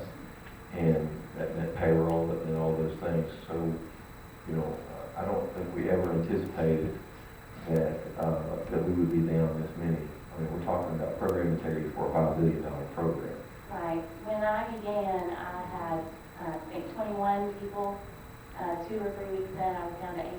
We joked about the fact that we were the best at shrinking government, but it wasn't really funny because it's hard for us to get our work done with the hack amount of staff that we're supposed to have. Most of the management has turned over in the past year, and a lot of them have been gone into private sector positions for higher money. I know we were just speaking about that. So we're seeing that as well. We have hired 7 or 8, I think there's 8 people that are new, including myself. So, you know, see an indication that we are filling positions. The governor's opened up the hiring freeze for us. We are recruiting employees, and we're just trying to do it stepwise to make sense and to make sure that we fill the positions with the appropriate staffing. With these new analytic tools, with this new payment integrity piece, we see there will be opportunity for a higher level with the payment integrity position, and I think we will need that. We do need, we have a number of positions at 117 level and a number at 119 level, and those are necessary because of the state funding issues that we have. So they do go through the paperwork. A lot of the reviews that we do are analytic tools, but then my auditors physically go to the facility and obtain the medical records and read them line by line, especially when you're talking about personal care, elder choices type situations in DCS children's facilities. They actually have to read the handwritten records, you know, all the It's a computer possibility. tools, all the computer tools in the world can't read the paper, please. That's right. Well, and one last thing, I think it's very important that we take note of is that the mission and the charge of the office is not just to look at the functionality of program integrity and the relationship between DMS and providers and payment, overpayment, but it's also to look at DMS itself. And I think under the current construct and even the current staffing levels, you've not been able to turn sort of the critical eye back on the agency itself. And again, not to hammer them over the head, but to in fact help them, particularly with policy changes. You read your statute, I'm sure you all know. I mean, you have the authority to implement policy changes, to look at those audits and edits, to do all those things to ensure that the integrity of the program is functioning. So I hope, as I would concur with Senator Chesterfield in terms of making sure that we have the tools to hire the necessary management. And I also vote my friend Steve Bronner, who's out covering today. He wrote a fantastic column last week about sort of drawing the lines between Medicaid and football. I would encourage everyone to read it. You pay for what you get. I think with respect to your office, it's a matter of staffing appropriately and then giving the right tools. We can either serve as business development and employee development for the private sector, or we can actually hire and retain good quality people. Either way, they're going to get paid because we've seen it time and time again. And I think what we ought to do is that we know what happens when we don't have good management. I think what happens when we have good management is we have good outcomes. I think it's imperative that we invest in this office as well as DMS and DHS as well. Thank you, Mr. Chair. Senator Bledsoe, you're recognized for a question. Thank you, Mr. Chair. I just wanted to ask, we have talked about overpayment and the desire to recoup that loss. What about when DHS makes a mistake and there's an underpayment to a provider? And I have talked to Bart in the past about this, even though it doesn't happen obviously as frequently as the other, I still think that's an important part. Senator, you're right, it's very routine. We get in touch with providers, and for example, we had one that was Texarkana area, and they were billing the wrong procedure code. And when we go back in and we say that's improper, it wasn't fraudulent, it was just an oversight mistake, we do tell them a lot of times, you have the right to bill an appropriate code. In that circumstance, we ask the provider to let us see what you want to bill, to make sure we think it's appropriate. And then we do contact and work with DMS and their group about getting that to them, because we are, and a lot of times we may not go so far as to tell them how much they can bill, but we say there is an underpayment, you have the opportunity to bill forward, and we will assist them, because a lot of times with our audits, it's an education piece as well, and it's very important that we also fulfill that requirement, and we do that. All right, and my thing was mainly the person that,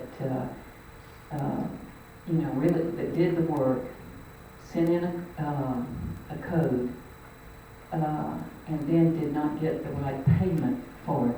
Just an honest mistake on, Medicaid's part. So, same thing. They call you, then what happens? Well, usually we don't get called about. Those kind of just a mistake. In the course of our working with providers, if we notice underpayment, we advise them of that, and I think that's goodwill and good faith on the part of our agency. We're here to serve the state on both sides, and if it's what's right is right, so we definitely do that. Well, thank you. I'm glad of that. Thank you so much, and thank you, Mr. Chair. Thank you. Senator Chesterfield, you're recognized for a question. Yes, Mr. Chair, thank you so much, and good afternoon, Inspector General and company. Could you please tell me what are some of the silos that may preclude you from being as efficient as you could be in what it is you're doing? That is to prevent my ability to be efficient. Mm-hmm. If there are not any, you can't really darn it. Well, I'm a separate entity than DHS, and so also speak to Senator Sanders' point, we are working closely with DHS. And I've been in the position for almost 4 months now. So, and during that time, I really have had a good relationship and good response from DHS. So you have not noticed any silos that will preclude you from being as effective and efficient as you need to be? I don't think so right now. So what are the qualifications for being a part of this team that you're trying to build? What particular qualifications are you looking for? Well, we have a broad range. I'm currently trying to hire a nurse, and so you have to have a nursing degree. We like to have an RN in that position. We have 4 nurses on staff now. We have a licensed clinical social worker. Potentially, we would have other clinical personnel, but right now the opening we have is for a nursing, someone with a nursing background. For the payment integrity position, that would be would be at a management level, and like somebody who has a lot of experience in the healthcare arena. Potentially someone that's got experience with working with Medicaid. This person would need to have a good background and be able to speak to the legislators, to speak with the governor's office, to be able to speak with DHS, because this position for payment integrity will be affecting change in the Medicaid program. I'd like for this person to also have a good rapport with the physician practice, with all the providers who are involved in receiving Medicaid payments. Potentially even work with the community to find out where those changes need to be made. So I need a pretty high level person in that position. For our auditors, we require a degree. We also would like for them to have some experience in financial auditing or coding, At what level is that? the C-117 And and then the how much C-119. I'm sorry, how much? auditors are highly trained in the private sector, they can garner quite a bit of money. So Right. what are we paying? So we're paying entry level about 32 for the And you wonder why you might C-117. have a problem. It's hard. That solves it for me, Mr. Chair, thank you. Representative Sullivan, you recognize for a question. Chair, you're right. You know, we've met several times in the past. A lot of this information is entered electronically, and I'm curious, you said you have to go out to locations, but, and, am I not on? Okay, sorry. A lot of this information is entered electronically, and we've spoken about this on several occasions. I was curious, you say you have to go out to the locations. And I'm also interested, when we visited about this, are we moving forward with looking for outliers in billing, people that have consistencies that are outside what the norm is in their practices, because all that's available, and it's available electronically. Yes, that's how we begin a lot of our audits, is through the tools that we currently have from Optum. And if there is an identification process where it'll show us, we put in a particular billing code, or we put in a particular physician type, we'll see, or any provider type, we'll see who's billing the highest. So I'm assuming from your answer, you've already moved and we've already identified those people, and we're moving forward with recoupments or sanctions appropriately. Right, we're working on that. One of the things that we do is once we see an outlier, we then contact that provider, and we need to look into that and see why is there an outlier. Obviously, the highest, Children's Hospital has the highest spike of anybody for providing care, for children. Why? Because that's where Children's Hospital is. You just look at the number, and you don't know where that is. So, you have to kind of drill down. Just because somebody is the highest pay doesn't necessarily mean that we have to recoup money from them or that they are billing incorrectly. But what we do is we then look and we would do a report called a billing detail, and we would actually look and see what they billed, what codes they utilized in their billing, what was their highest price of those codes. We have to then look at that, and we have one analytic person on staff. We have someone who's gone to the private sector, and one of our auditors has raised up, and she's amazing and doing a great job with data analytics, and so we're lucky to be able to keep her on staff, and I don't want anybody to steal her from us. I'm nervous about that someone would want to hire her away.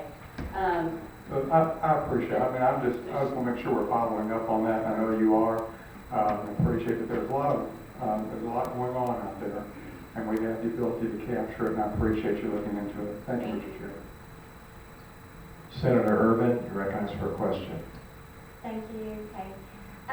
The OMIG statute, it does provide access for carrier data to DHS.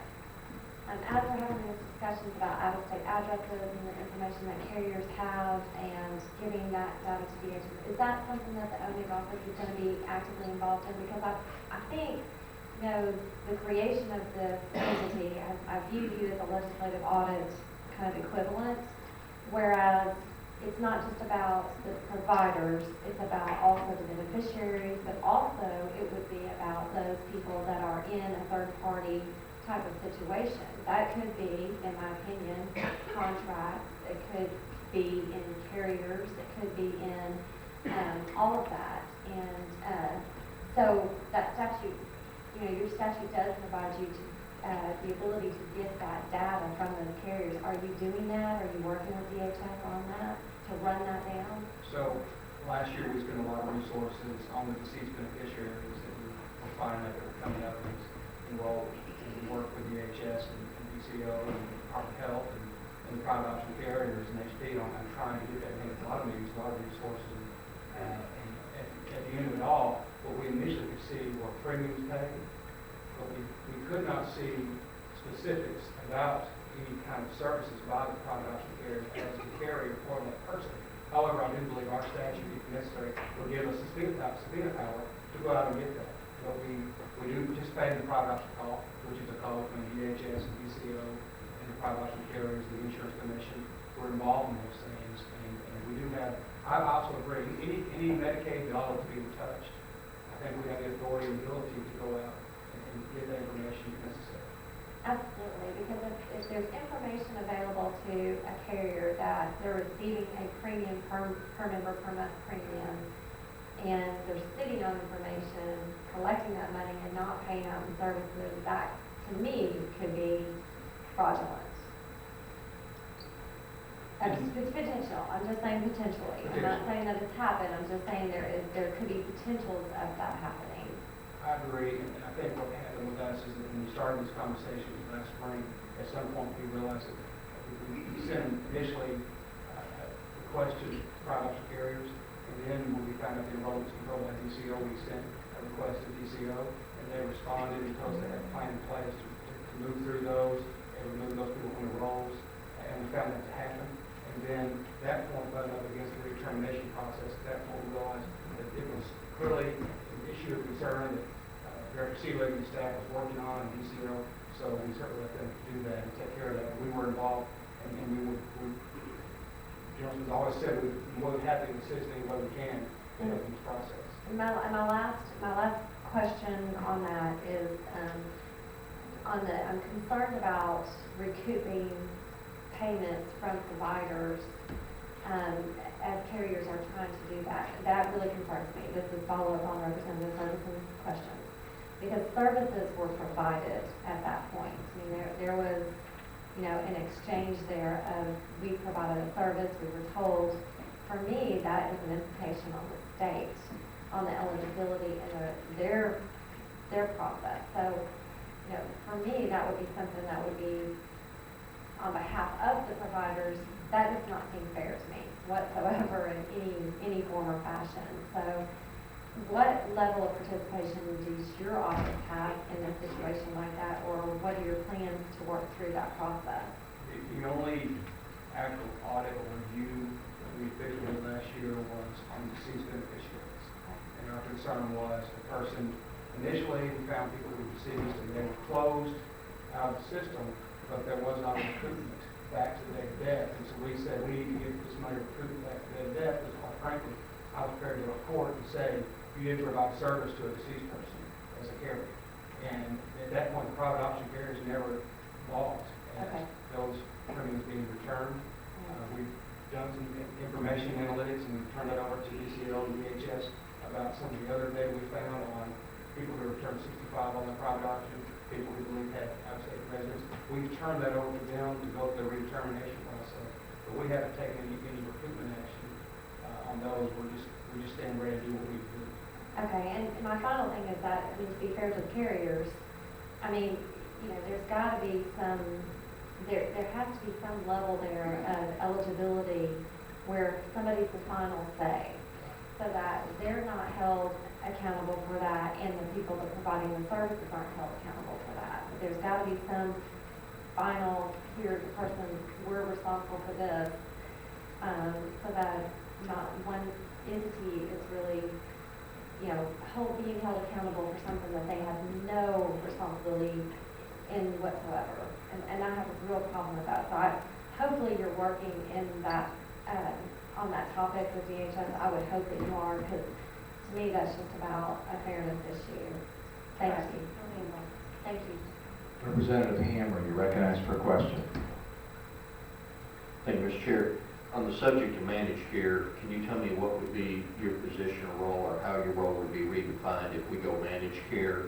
Is that going to reduce the need for your staff, enhance it, or what's going to be the working relationship if we go a managed care state?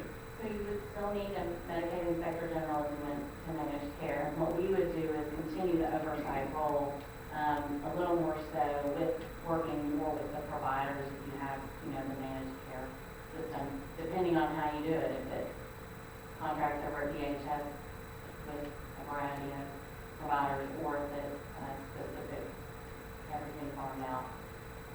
We would continue to be involved to assist in review of the fraud, waste, and abuse. So would you hold the managed care company responsible, or would you still hold the provider, or a combination of both?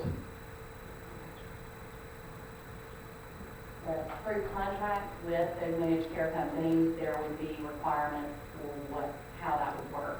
In other states, there still is Medicaid Inspector General's office or program integrity function in the states that have managed care.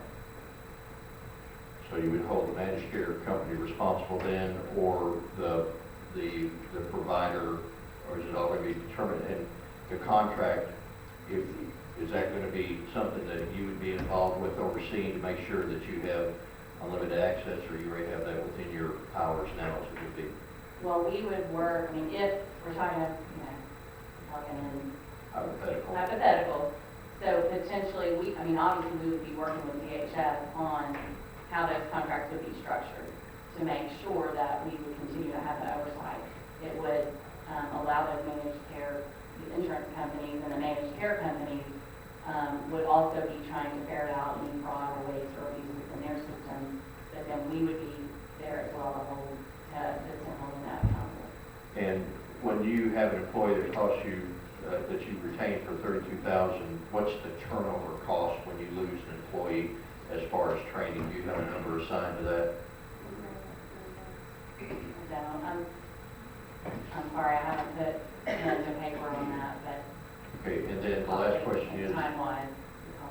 okay, it was mentioned, and maybe we could get that or work on that, because I think that would help in the discussion of examining efficient government versus turnover government. Well, I can speak to the fact that it takes time to then fill that position, and while you're filling that position, somebody else has to cover those duties, so they're either not doing their duties or some that overlap.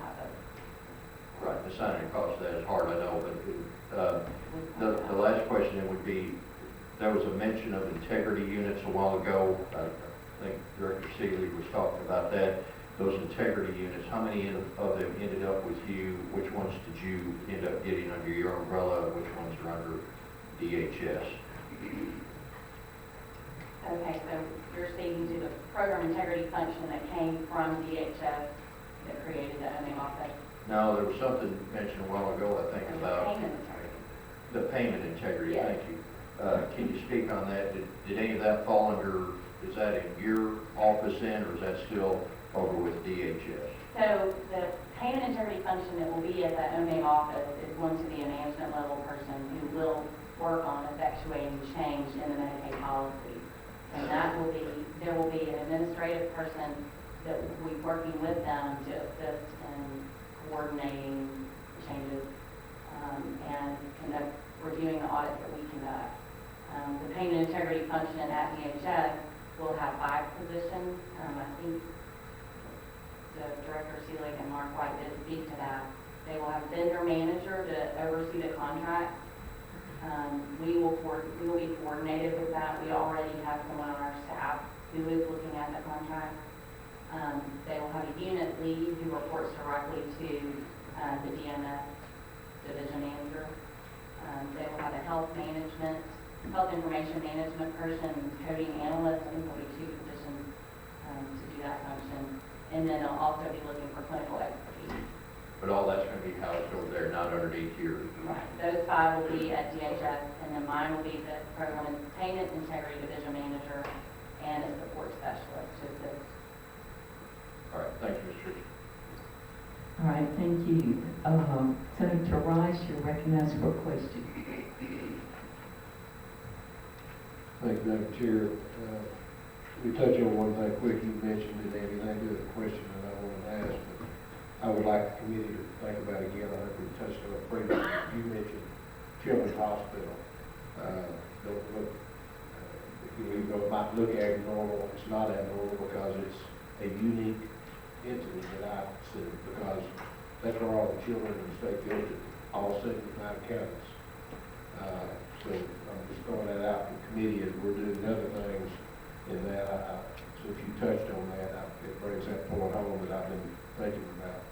What I want to ask you is, we had a phone conversation the other day, and you heard people that you were working with DHS and executive branch, and some of the things that have been going on, and I was asking about what was moving forward. Can you assure this committee and the public that you are totally independent, feel like you have all the leeway you need to do your job regardless of the outcome, what that might be?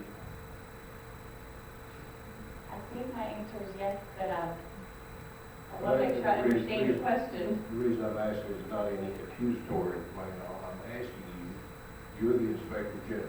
Yes, You were appointed by the governor. yes, You're working with DHS. correct. We have had problems in DHS. We've had, some of us have said we feel like there may have been at sometimes not the critical time used in what we felt like some things could come forward. We call it foot dragging in a way, because when you're trying to sign up a lot of people, that's all you got on your mind, sign it up. We question integrity. What are you doing about that? We're gonna take care of it. Yes, What I want to know is when it gets to you, and that was the purpose of my call the other day, to find out where in that part of the system you are. Because I have problems when it's an agency as big as DHS, not anything against anybody particular. As big as that is, sometimes you want to contain things, you want to keep things, so you can manage within and all that. I want to know when it got to you, do you have authority, or do you realize you have the authority, or will you take the authority to step up and go back? I don't care what the executive wants, I don't care what DHS wants. I supported the OMIG inception to be moved to the end. So that's what I'm wanting you to share with the committee. You don't have to get into other yes or no, you've already done that, but I want you to understand that's what I want, and I think it's what the legislature wants. You feel like you've got authority to do, step on out where you think you need to step out. thank you. Turn and ask for some help if you've got it. Thank you. I'm charged by statute to do that I'm as just well. asking if you feel like, because it's critical, it's crucial, and I hope there's not any hesitation if you ever have anything to do with it. Thank you. All right, next, Representative Boyd, you recognize for question. Thank you, Mr. Chair. I've got a couple questions, if that's okay. I don't think they'd be long ones. So, question number one is, we've talked a lot today about your labor, hiring good people. I mean, that's a basis of having good work. The next question, though, related to that, and Representative Sullivan, kind of led into this a little bit. What about the analytics? Do you have appropriate analytical tools? Are you just using, other Medicaid tools, or are exploring other analytical tools? I mean, how are you doing there? So we currently do have a lot of tools in our toolbox, I guess, with the various vendors that DHS has. Often is one, and I spoke about that. But we have the MFAD that we have requested, that I know you've heard about, the advanced planning document, the APD, where we have presented an RFP to CMS requesting funding for an additional system. And I think I can let Bart speak a little more to that to explain the analytics of the MFAD plan. And the Optum tools were actually part of the DSS contract. And the RFP was written when Program Tech was part of DMS. However, when we split off between that, it kind of caused a little bit of a shift in gears. But what happened is that the fraud detection piece of the Optum tools, which are peer review and which include case tracking, which includes the pharmacy piece, which includes studios, building searches, and spike detection, all of these ways to analyze claims, that all went with us. And in fact, the one issue we had when we built this is we insisted that the case tracking would be a firewall between DHS and OMIG, because we're independent. And that took a little working to get that. But what those tools allow us to do is to use analytics. And it's really the source of a lot of our audits, because we want to verify and confirm. There's no sense spending money and resources driving all the way up to Pocahontas for a week to do an audit, and you come back with $0. If you have it in the front end, down to analyticals to see what the spending is, what the issues are, you know what you're doing, what you're going for. So I think we really utilize those tools moving forward.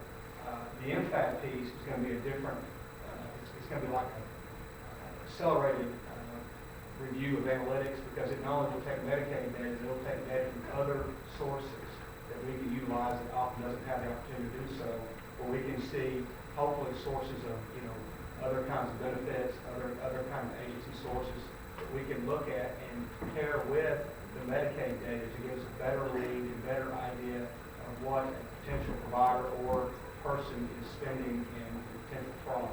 So, I mean, obviously, with a small staff, we need to make sure that we're on the right track.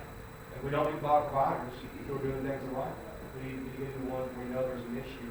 And I think those analytical tools that led to significantly more fraud referrals for suspended providers, and they've led to some significant referrals for just simple recoupment as well in the last year, just being able to start using those option tools.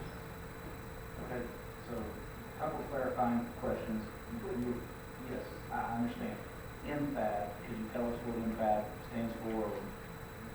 It's the Enterprise Fraud pilot program that was passed in 2014 with our fiscal budget. It requires us to go build a predictive analytics to request a predictive analytics tool. And we were required to submit an RFP to actually draft one of those. We drafted a request for information. We got about 20 responses from potential vendors.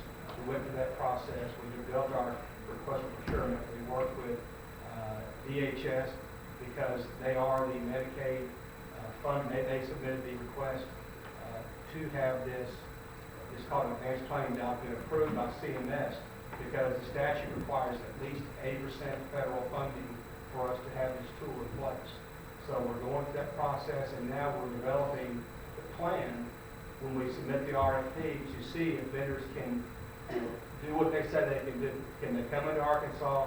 Can they kind of make a hub which pulls Medicaid data, maybe workforce data, and possibly data from another source as well, to see if we can put all that information together to get a better vision and a view of potential fraud and potential bad actors. And that system is going to be more of a, what I call a turnkey system, where we should hopefully have it built and it works all the analytics, and we don't have to do a lot of resources and utilize resources to verify that. It comes out for us an appropriate lead on where we need to focus our efforts. Okay, so that sounds wonderful. Is there, and this last question, is there a timeline on that? We can release the we're hoping to be able to release that RFP fairly soon, and then you know how long the process is. All right, thank you. One question that I have, and I think you made reference to it a few moments ago, but are you going to do a state recovery, meaning, you know, when there is fraud in those issues where you have older people and that type of thing? A state recovery. State recovery, okay. Yeah.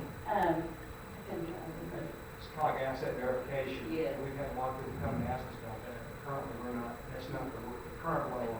Okay. All right, thank you. All right, next on the list is Senator Sanders. Thank you. No, that actually is not under statute. That's currently housed in DMS, and they have that folks that are supposed to verify assets there, and that's one of the things. I might point out that the person that developed the APD and did all that hard work has since left the Office of Medicaid Inspector General for the greener pastures, the private sector, I believe. And so, one of the things that John and Richard have brought up before is looking at that APD to see if there's potential to do more, but the person that developed it is no longer there, and we fought like a dog to get that salary where it was so we could keep Maggie, and when we started this whole operation. So again, I want to implore members, I couldn't be more resolute in echoing Senator Chesterfield. We have to invest in good management, good managers, and good people. Otherwise, if we don't, we're going to be negotiating with them across the table. And I appreciate both of you very much. Bart, you've been there from the get-go. Jay Hughes here, our former Inspector General, appreciate his work as well. Robin Ravindran's in here. Robin led program integrity for a number of years when he was inside of DMS. These are crucial elements that are federally required for us to have. And I would encourage you to spend a little bit of time looking at at other states, looking at the Office of Inspector General at HHS to see what's happening in other states. We do have a significant number of shackles that are placed on this office. So again, I want to implore everyone, when we begin to vote and make decisions, I hope you will support the recommendations to expand the resources for this office as well as the management for our Medicaid program. All right, thank you. I think that's all the questions. Thank you so much. You did a very good job. Thank you. All right, next on the agenda is item G, the Department of Workforce Services, Ron Calkins. If you'd come forward and introduce yourself for the record and have those that are with you, if you have anyone, or is it just going to be just you? All right, great. Just come and introduce yourself for the record and you'll be recognized.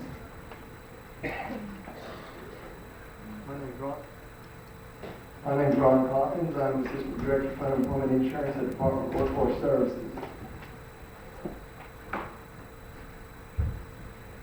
Director Bissett could not be here today because he had a previously scheduled medical appointment, but he did want the task force to know that we work very closely with the Stephen Group as they prepare this report. Particularly, we provide unemployment insurance wage data that was used in several of their recommendations, and that we stand ready to continue to provide that information to the task force, to DHS, and to the Office of Medicaid Inspector General as necessary. With regard to the Stephen Group report itself, as a workforce agency, it doesn't really single workforce services out. There are, however, a couple of areas of interest that I would like to mention. And the first one is the Work First solution on page 18 of the recommendations, and the Enterprise Benefit Integrity Hub on page 51. With regard to the Work First solution,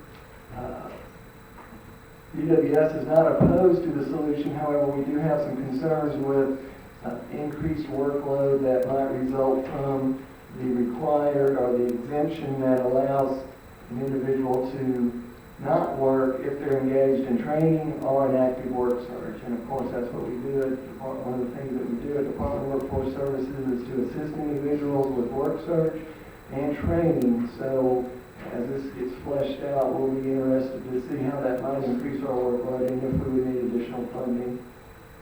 The second item is the Enterprise Benefit Integrity Hub, and as described by the Stephen Group, that's a front-end eligibility system geared toward identity management. And we are very interested in that system. Right now, if you're an unemployment insurance claimant, you have to actually go into your local office and show your driver's license to verify your identity.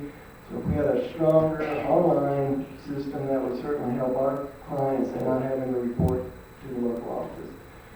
Some of the concerns that we'd have with that, of course, is how much something like that would cost. As funding is tied within the Department of Workforce Services. And with that, I could take any questions if there are any. All right, Senator Urban, you're recognized for a question. Thank you. Just on that last point that you were talking about with coming in person versus being able to do it online. I mean, I love being able to do it online. I think it creates a bigger access, obviously, but it also creates access across state lines. So trying to figure out, how you achieve the security measures around that so that people aren't accessing the program.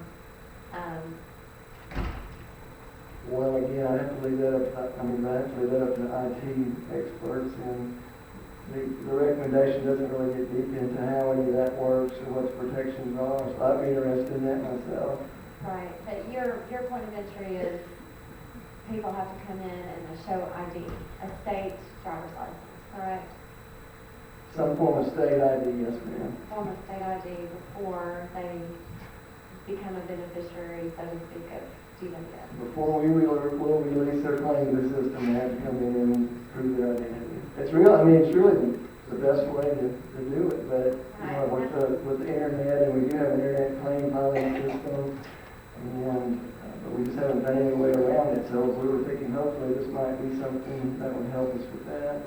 Yeah, I love this recommendation. I like this idea. I think it's important that we try to leverage and utilize and create a hub for all of our systems to be able to utilize. I think it just makes perfect sense for me, just management capabilities and the cost of it, obviously. But I do think that's valuable that we learn from you and from other areas of government, how the process works and how can then we, employ those processes. And I understand in person is not, ideal for sometimes, but if you want the benefit, then you need to go in person and prove that you're that person and this is where you live. And then that would provide the opportunity for that interchange and that interaction and that communication, the education, here's how you need to navigate through this is what you need to do. Having a face-to-face, to me, is so important. So, thank you.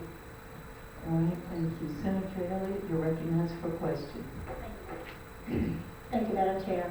Mr. Coggin, I just want to be sure I understand your first point correctly, that you're concerned that if you have people for whom you are responsible for keeping track, who are not working but are being trained, that might create a work overload for you. Is that correct? Well, and I kind of glossed over it a little bit, but the workforce solution is a requirement, a recommendation made by the Stevens Group, one of their out-of-the-box recommendations that would require an individual to work 20 hours per week or a few parent home to work 35 hours a week, unless they're in training or unless they're engaged in active work search. And of course, that's two things that we do, is we help people get into training and we help people with an active work search. Our concern is that on January 1st, 2017, we're going to get hit with 20,000 people that now have to do a work search or require training. So we really need to see how that's going to flesh out. So our concern is how that would hit our workload should the workforce solution pass a waiver request and that sort of thing. Does that suggest that we're presently not equipped if suddenly we had a surge of people who were looking for work? Are you presently equipped enough to deal with the unemployed potential workforce measures? Well, yes, ma'am, I think we are, and there was some good news. I don't know if you saw it, I heard it on the radio today, that our unemployment rate just dropped from 5.4 to 5.2%, so it is getting lower. As y'all are all aware, when we had the recession, we staffed up to meet the requirements of the workforce, and now we've scaled back down. So I think for the normal workforce that's presently out looking for work and looking for training, we're well equipped to meet that. This would seem like it would push several additional individuals over into our system. Okay, I understand what you're saying, but the bottom line is, we are presently staffed, though, seems to me with an assumption in mind that there will be a certain number of people not even looking. And so we base our staffing with that variable in mind. It seems to me because if we indeed bring in these other folks as a result of the recommendation, at that point then we might be facing an overload because the assumption is built in. These folks are not going to be interfacing with workforce services anyway. Is that correct? Well, to be honest, we staffed up according to the money that's provided to us by the United States Department of Labor. Okay. So that's one thing. So in this recommendation itself, and even just in the general outlook, we are not staffed according to maybe what the state's actual needs are, but according to what we get from the United States Department of Labor. Yes, ma'am. So that's really informative for us to know, because I was not aware that it's just based on that variable as opposed to what our actual needs are. Thank you. Thanks, Madam Chair. Representative Ferguson, you're recognized for a question. I think it's working. How does someone who's self-employed and working intermittently, how does that get tracked in your system? It doesn't, as far as I'm aware.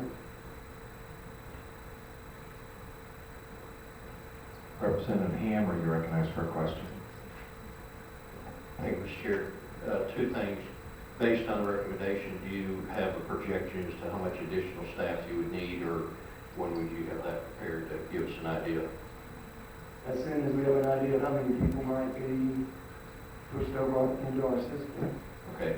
And then secondly, when it comes to verification of where people are in the process of doing all that they're supposed to be doing in the way of looking for, jobs, or maybe they are actually getting trained for a job, how real time is your program that you can track it, to the minute, or is it a weekly report, a monthly report? What's the lag time, and can you educate us on that? Well, currently, there really isn't a way to track that. I mean, we assist individuals. We do have a Arkansas job that to some degree we can run a query if somebody been in the office looking for work, or doing a resume, or working on the AJL system. If the individual is unemployed, we would have some record of their work search, but of course, all these individuals would be an unemployment insurance claimant, probably be somebody that's already subscribing to AJL. So that'd be something we'd have to develop. Now, in the report, the Stephen Group mentions a tool called the Automated Work Engagement System. And it's not really fleshed out in the report, and Mr. Stephen might could explain that more. I think Mississippi has it, but I think we'd be relying heavily on having something like that as well to assist in this effort should the work first solution become a reality. Okay, and not to belabor the point, but what I'm trying to get my mind around is, if you're, and correct me if I'm wrong, but what I'm hearing is you don't really have a way currently in place to know for sure that it's being done on a real-time basis. So if we do add something like this to it, are you saying that you're going to have to tool up for it, or that you're going to have to be prepared or get preparation to be able to handle it because you can't even do it now, or am I misinterpreting that? We can do it now to some degree for unemployment insurance claimants and for people that have come into the office for employment services through our AJL system. So through the AJL system, we can record that and pull out reports. But how we get that information back to the Department of Option Post and dedicated folks, we would have to coordinate that with them. Okay, thank you. Thank you, Mr. Chair. All right, thank you very much. And next, we're going to move to item H on our sheet, Health Insurance Marketplace Board response to the Stephen Group report. So Cheryl Gardner, and if you've got anybody else with you, come on down. And if you introduce yourself and your position for the record, then you are recognized to share your response to the Stephen Group report. Thank you, Mr. Chair. For the record, my name is Cheryl Gardner. I'm the Executive Director of the Arkansas Health Insurance Marketplace. I have, in the interest of time, whittled my remarks down from 3 or 4 pages to 3 or 4 recommendations that I'll touch on. Consistent with the governor's call to this body to find a way to strengthen employer-sponsored insurance, the Arkansas Health Insurance Marketplace was pleased to see that the Stephen Group recommended that the state help employers provide coverage for low-income workers. In fact, the report specifically cited SHOP as a potential administrative mechanism. AHM strongly agrees with this recommendation. SHOP, by way of reminder, is scheduled to launch November 1. So next week, week after next, all the days are running together, but November 1. And we believe that the SHOP offers the state a unique new mechanism, administrative mechanism, that you could leverage in this effort. Second recommendation that stood out to us was the recommendation to expand SHOP eligibility to include all employers who cover a fixed number or percentage of low-income employees. We do agree that expanding SHOP eligibility is a move in the right direction.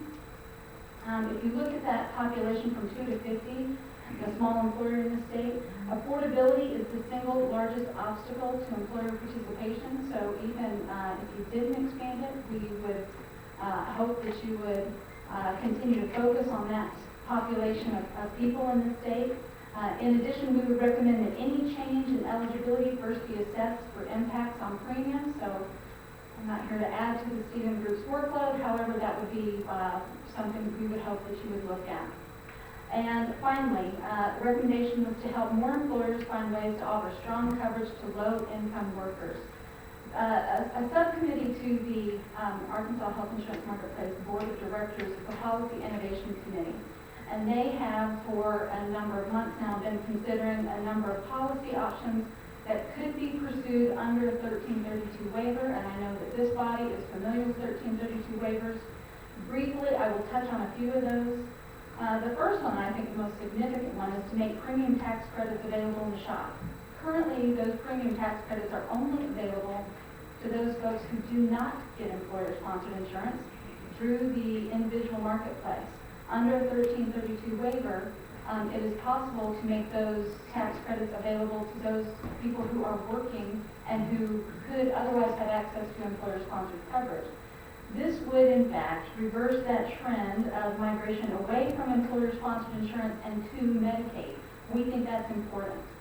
Number two, make small employer tax credits indefinite. The availability of those tax credits right now is limited to 2 years. Those are federal tax credits. Under a 1332 waiver, you can make those credits indefinite. In addition, that right now those tax credits are only available to employers with up to 25 employees. We would recommend that under a 1332, make those credits available to employers of up to 50 employees. Implement a defined contribution system, and then permit premium contributions from the Our Kids program so that parents can cover their children through employer-sponsored insurance. So rather than the parents being on say, private option and their kids being on Our Kids, or however they do it separately, use those Our Kids dollars, bring them over through a defined contribution system, and apply those dollars toward the employer-sponsored insurance, and keep the entire family on under one employee plan. Those are just a few things. I'm happy to take any questions. One of the things that I'd recommend, Cheryl, is if you can share those recommendations with John Stephen, and maybe you've done that already, but kind of walk him through that and make sure that he understands what you've got so that he can consider and process those. I think that would be helpful. Absolutely, and we will also provide a written copy of my remarks today to the task force. Well, thank you. And Senator Elliott, you're recognized for a question. I hope I was listening fast enough. So about the Our Kids First. If I'm understanding you correctly, and my children and I both are now, those dollars have gone to my employer, and we are both we're both insured through my employer with the public dollars, is that correct? Yes. Kind of correctly. So if my employer closes shop, then what happens then? How do we, say, leaves town? Then how do we then go from there to get insurance? Because right now with Our Kids First, there's never a question about the kids, which is one of the beauties of what we have. Okay, so I think I understand. So if the employer then decides to, fold and, they're no longer available, that to me is one of the other things that makes a defined contribution system really appealing, because then the dollars would still follow the person regardless of who the employer is. So say you changed say you got a defined contribution through, either through the federal premium tax dollars or through an Our Kids contribution. That contribution would follow you if you got a new job. You went from employer A to employer B. That contribution would follow you. And a defined contribution system would allow it to do that. However, it would also allow the employer to be contributing to the same plan. So it wouldn't just be, I'm insured through Our Kids. It would be combine the Our Kids contribution plus the employer contribution, or frankly, any other contribution. You could devise a system where the state would allow charitable contributions or family contributions to come in. all for the same plan, for the same family, but aggregate those premiums so that you have, frankly, some consistency for the family and continuity of care. But there's a portability issue, and I think that's what you're speaking to. Yes, it is. Yes. And in the period where maybe I'm not employed, how would that work before I'm actually at another employer? Well, if you're not employed, you wouldn't be eligible for employer-sponsored insurance. Right. So you could go on some other program, you would go to, you know, whatever program you were eligible for given your circumstance. Okay, all right, thank you, Mr. Chair. Senator Rayburn, recognized for a question. Yes, thank you, Mr. Chairman. I was actually trying to thumb through here and take a look for the 7 points, so I could specifically address that. And, you know, we had a lot on our plate, and I kind of like cutting to the chase and trying to get some real answers as we move forward. If I'm not mistaken, I think it was clearly signaled by the governor in his address a few weeks ago that he is really not supportive of continuing with the state exchange. And I wanted to make sure if that was your perception, and also what, if any, guidance that you would like to give to us, where it appears that we're now redirecting to a federal exchange approach as opposed to a state exchange. Well, the state exchange is actually 2 exchanges. One is the small group exchange and one is the individual exchange. What the governor, I believe, said was he wasn't certain we needed this and that that was a question for this body. However, he has also, there was a letter to the board of directors and also to Secretary Burwell in which the governor said essentially, so we're launching this the small group exchange on November 1. So that is a foregone conclusion. I think what's in question is the individual exchange, and do you need that individual exchange, the flexibility of that? Well, a couple of things. We looked at some of the changes to QHPs that were recommended, some of the wellness programs that were recommended in this report, and some of the changes to cost sharing that were recommended. I think you would have that if you had direct control over your individual marketplace. You could administer those. You will not get that with the FFM, the federally facilitated marketplace on the individual side. What you will get is exactly what the federal government lets you have. You'll still be paying for it. You just won't get to design it. You won't get to have any, no customization there for any programs that you decide to do over and above that. I guess one last clarification. So it sounds to me, to make sure I hear this correctly, you're saying that you're clear on the utilization of the shop exchange going forward, but not so clear maybe on the individual side. So it was only on the individual side that the governor asked the board to pause on the RFI, not at all on the shop side. Okay. On the small business side of that, and this is maybe just a little bit of confusion maybe from the last meeting we had where there was a discussion on the Federal PACE Act and the number. Do you have a firm grip on the impact of that Federal PACE Act as it relates to the numbers that are going to be allowed in the shop exchange? And if there is some impact to us here in the state, are we going to have to take some legislative action in order to do some of the things that you want to do in the shop? So you would have to take legislative action to, if you decided to expand the definition of small group, that would require legislative action. The PACE Act, well, let me go back a little bit. The Affordable Care Act initially said that as of January 1, 2016, all states would expand the definition of small group to 100 or fewer. On October 7th, I believe it was, so this is just about a week and a half ago, the President signed into law the PACE Act, and what that said was it's going to preserve the definition of small groups to 50 or fewer, but it allows the states to use its current definition of small group because some states had already expanded up to 100. Now, currently, I mean, that doesn't... I want to make sure I clarify. Okay. So you're saying that the PACE Act does indeed cap the population at 50? If the state's current definition was at 50. Okay, but what about Arkansas?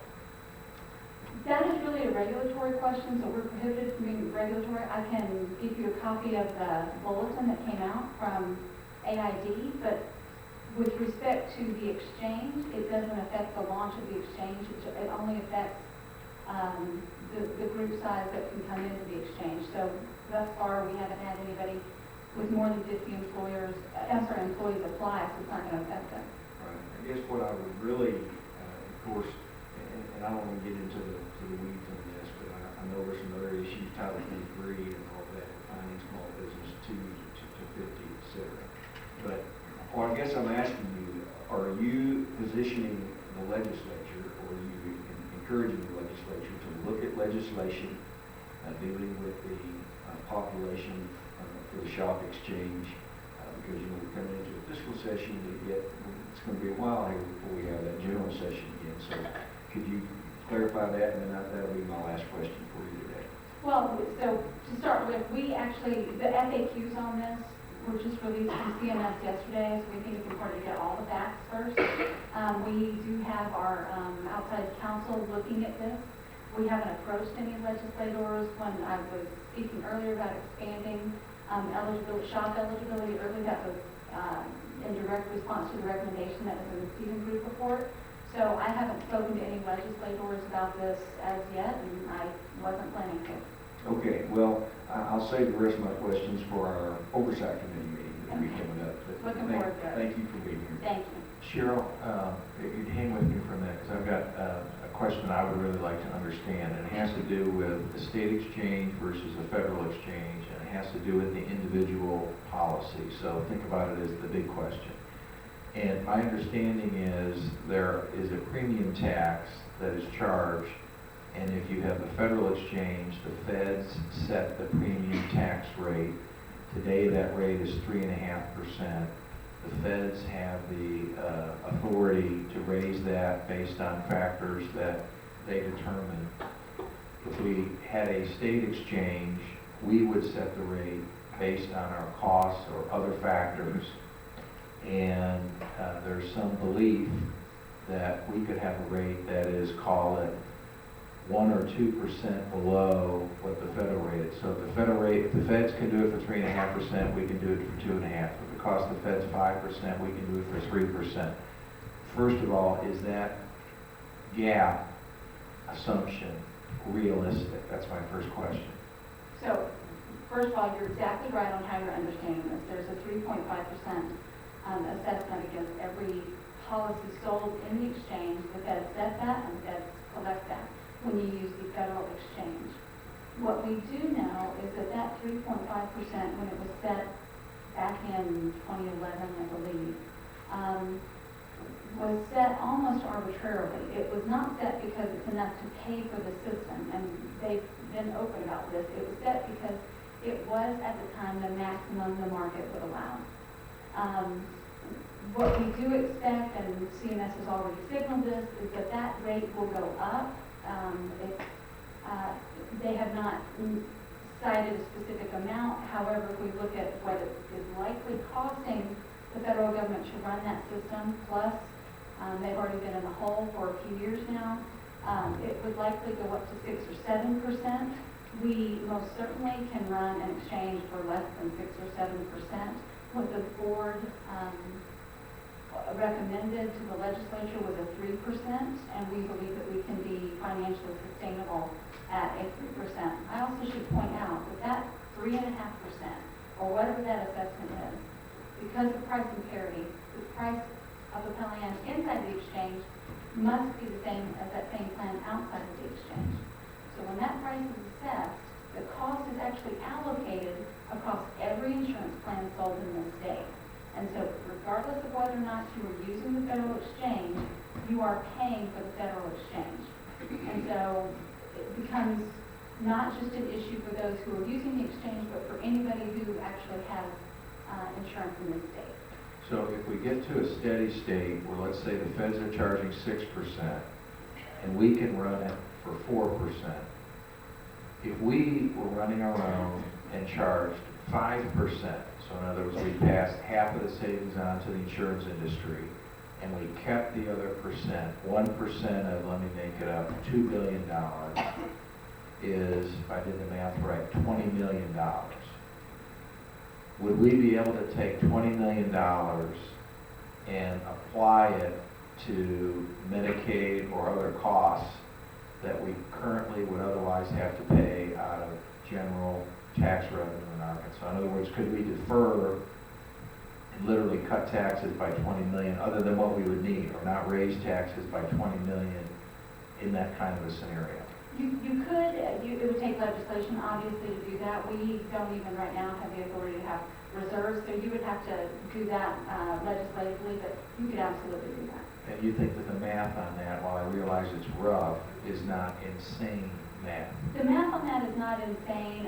In fact, we have a report that we will deliver to our board sometime in the next 2 weeks with several different scenarios, including scenarios as to what it would cost the state for a federal exchange on the individual side at 6 and at 7%. And we model out what the premiums would be, how many enrollees, what we'd be paying out, and we're happy to get that information for you. Thank you, Cheryl. Senator Rice, you're recognized for a question. Thank you. Would you clarify for me, are you saying that it would require the state exchange to do a 1332 one? So just those last items that I mentioned. Specific.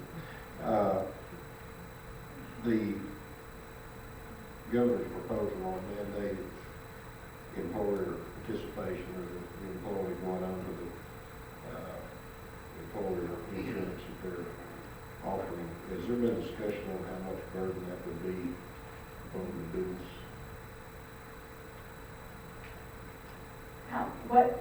What burden it would be on the business for the employee to accept employer-sponsored insurance? You're mandating that they go on employer sponsored, correct?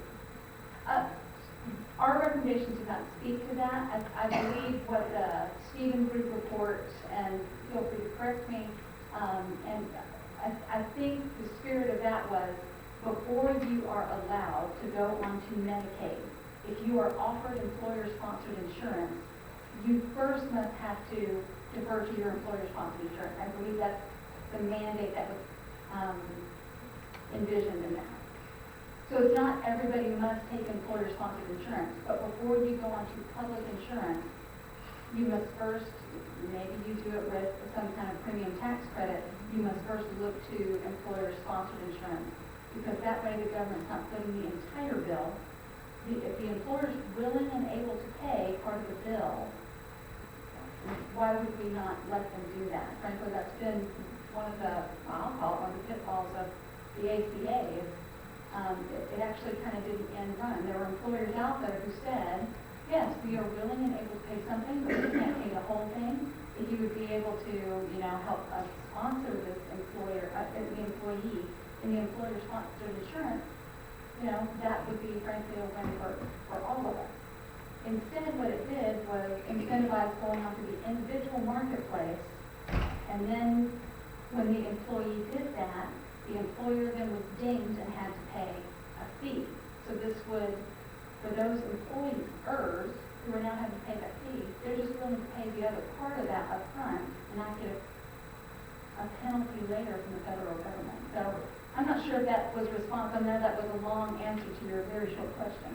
Okay, thank you. Representative Hammer, you recognized for a question. Thank you, Mr. Chair. I was wondering if we, with currently we're working in a relationship, if I'm not mistaken, with the federal hub that seems to be, working fairly successful. At this time, it's had issues with work past that. So with that being said, why would we, I guess, give me the top two reasons why we wouldn't want to just continue that relationship or further that relationship and move it all to the federal hub other than individual insurance companies. Can you just give me the top two reasons? So I want to make sure we're speaking the same language. The federal hub is different from the federally facilitated marketplace. We actually don't have a relationship with the hub right now because it's only on the individual side where we have to have, where that relationship needs to exist.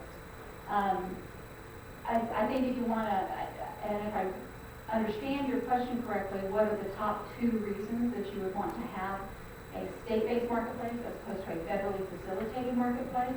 I would say the first is because you can do creative things. You have direct control over the administration. If there's functionality there in the federal exchange that you don't want, why should you be paying for it? And I think the second is the cost. It will I'm absolutely certain become cost prohibitive, not during this administration, but during the next administration, when they figure out they have to start making up for the dollars that they have been in arrears this entire time. And what responsibilities do we have to assume running a state exchange that you mentioned a 3% savings? Are there any responsibilities that we have to assume by running the state exchange that otherwise would be paid for by that projected 3% cost or savings, such as are we having to deal with any aspect of the IRS or Homeland Security or any of those other things that would have otherwise been covered by letting the federal side take care of it? So you pay for it either way, and you have, a state would have its own connection to the Federal Data Services Hub, and that is where IRS feeds into that, Homeland Security. So the state would have its own connection to the hub, rather than just the federal exchange having that connection to the hub. The other thing that I think is probably the biggest thing is anytime you defer to the Fed on the individual exchange, you are also relinquishing some regulatory authority that has, up till the advent of the ACA, been under the state's purview. If the state wanted to retain that regulatory authority as opposed to defer to the federal government as to what is considered a qualified health plan in the state, then the state would be responsible for that at that time. Okay, last question, just then what percentage of the savings is eaten up by us running a state exchange and having to assume those responsibilities? Can you assign a percentage to that? That by doing the things that we're going to have to do, instead of, the regulatory aspect, I understand, but the cost to do business on the state exchange, how much of that savings is eaten up by those other things that we have to do? Or is it good? I think at 3.5%, it would be a wash. However, as Representative Collins pointed out, that is likely to go up. I think with the state administration of this, you will still be around 3, maybe 3.5%. I think it will be 6 to 7% if you continue with the federal exchange. Do you know how much they're in arrears right now? You mentioned about they're going to have to make it up. I don't. I was in a closed-door meeting with two folks who had originally run Socio a couple of months ago, and when we asked that question, is that going to be able to remain at 3.5%, they both laughed out loud, and they said, absolutely not. But we don't have anything in print anywhere, anything to back up that statement that the assumption is it's going to go up. Well, CMS has said repeatedly, this is likely to go up. What they haven't said is to what amount. Okay, all right, thank you. All right, Cheryl, thank you very much. Thank you. And that's all the questions we've got at this time. Appreciate your comments. And now we're moving on to comments and concerns with the private option insurance agent's role. Dolores Chitwood and Kim Pearson, come down and introduce yourselves and who you're with, and you are recognized to share your comments and concerns. Am I on? I apologize for my, I have a sinus infection, so I'm here regardless of my illness. So, my name is Dolores Chitwood. I'm an independent insurance agent, and I'm also the current chair of health legislation for the Insurance Agents Association. One of our primary activities is reviewing legislation and regulation related to all kinds of insurance, where we have members that come and sell from all aspects. Kim, I have invited Kim to come along. She too is an independent agent. Kim? I'm Kim Pearson. I'm an independent insurance agent in Van Buren. We have given you some written remarks, and so I'm not going to read them because you can overview them. What I am going to do is just kind of paraphrase what we came here to say today, and that is that the role of the insurance agent in what I would call the past traditional market is to be licensed and contracted to companies, and that contract allows us and authorizes us to represent the company and to be actively engaged by the written consent of the client to help them enroll, understand, gather eligibility factors to make insurance happen for them. And so while the current market still allows us to do some of that activity, it has sort of clouded because one of our major roles was to help clients gather insurability issues, and that is not an issue any longer. And so a lot of what we're doing is helping clients gather eligibility issues for being eligible for the private option. And so we come here today saying that that role for us has sort of been clouded in terms of the ineffective ability for us to interchange into the DHS system. And Senator Rayford, I just support you, and while there are many wonderful people that work for DHS, the fact of the matter is that over the last 2 years, through the efforts of Dr. Thompson, who got insurance agent groups together along with DHS, we were told countless times that the system was being improved, it was going to work better, and that simply didn't happen. Now, right now, the system is not experiencing the kind of breakdown that it has in the past, but that's because not many people are enrolling. So I once said to a DHS official at one of these meetings when she said the system had been tested, and I said, well, has it been tested with 5,000 plus people trying to enroll on the same day? So, you know, we play a major role in the enrollment over the last 2 years, and regardless of what your decisions that will be made about the private option for the future, we have enrollment to look at in 2016. And while private option eligibility can be going on all the time, it's gone down because it's just the nature of the beast. But when people start going and doing their taxes and they find out that they don't have insurance, they're going to be subject to a fine, then they're going to start hustling around, and then we'll be faced with hundreds of thousands of people enrolling, and the system probably still is not going to work by their DHS's own admission. So what we're saying is there's been much talk today about study groups, and so I would just hope that perhaps a serious study group with teeth in it would be developed so that agents could be a partner in developing some sort of system where we could have better access and help our clients in more realistic fashion. Between Kim and I, we have over 50, 60 years in the business.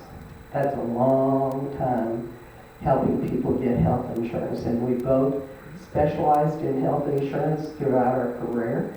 And she's going to share with you some specific solutions, but I will tell you that for 28 years I've been telling clients this. I can tell you 3 things about health insurance. Number 1, the premium will go up every year. Number 2, the premium will go up every year.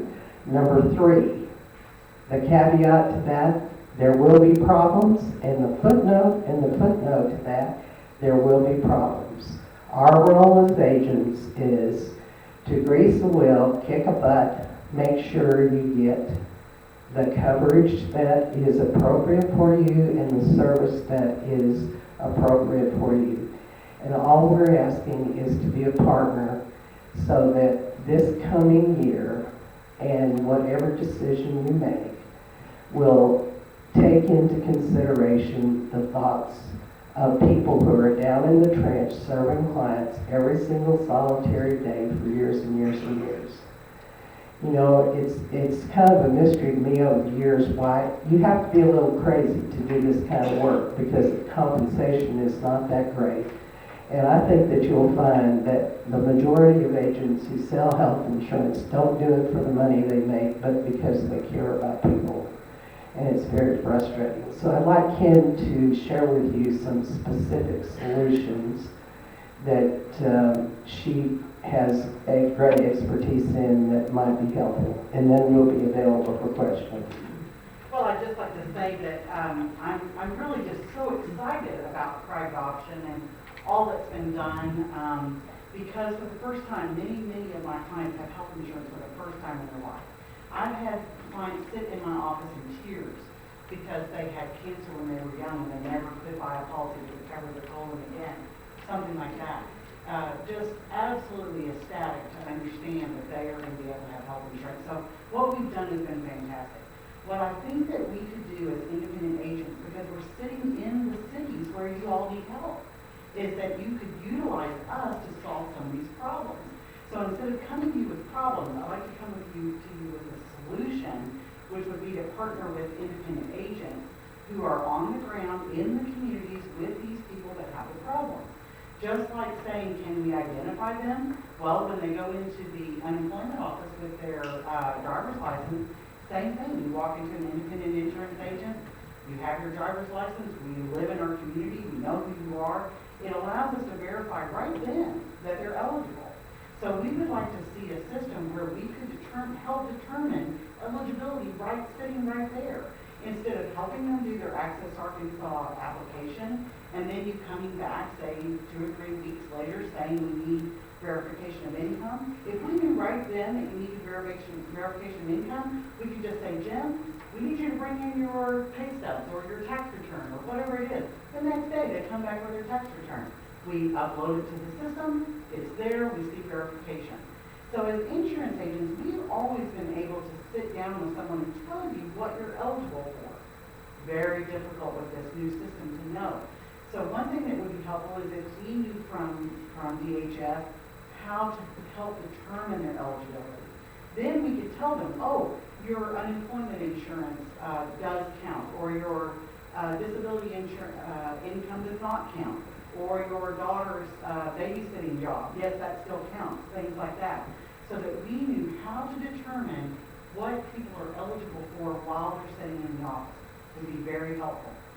The other thing that we really need is that once we fill out an application, we have no idea what happened to it. You know, if we sell a policy with Blue Cross Blue Shield and we turn in an application, the next day we can call Blue Cross Blue Shield and say, where are we on that application?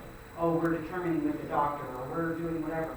What happens with DHS is once we do the Access Arkansas, we never know then what it is that they need. The only person that DHS contacts then is the client, who is transient, who's moving, who may be living with their mother, whatever's going on, and they don't get the notice. It happened with the 10-day redetermination letters too. If we had just known that you were looking for my dog groomer's verification of income, well, guess what? She lives down the street from me, and it would have been very easy for me to determine to call her up and say, hey, we need your tax return.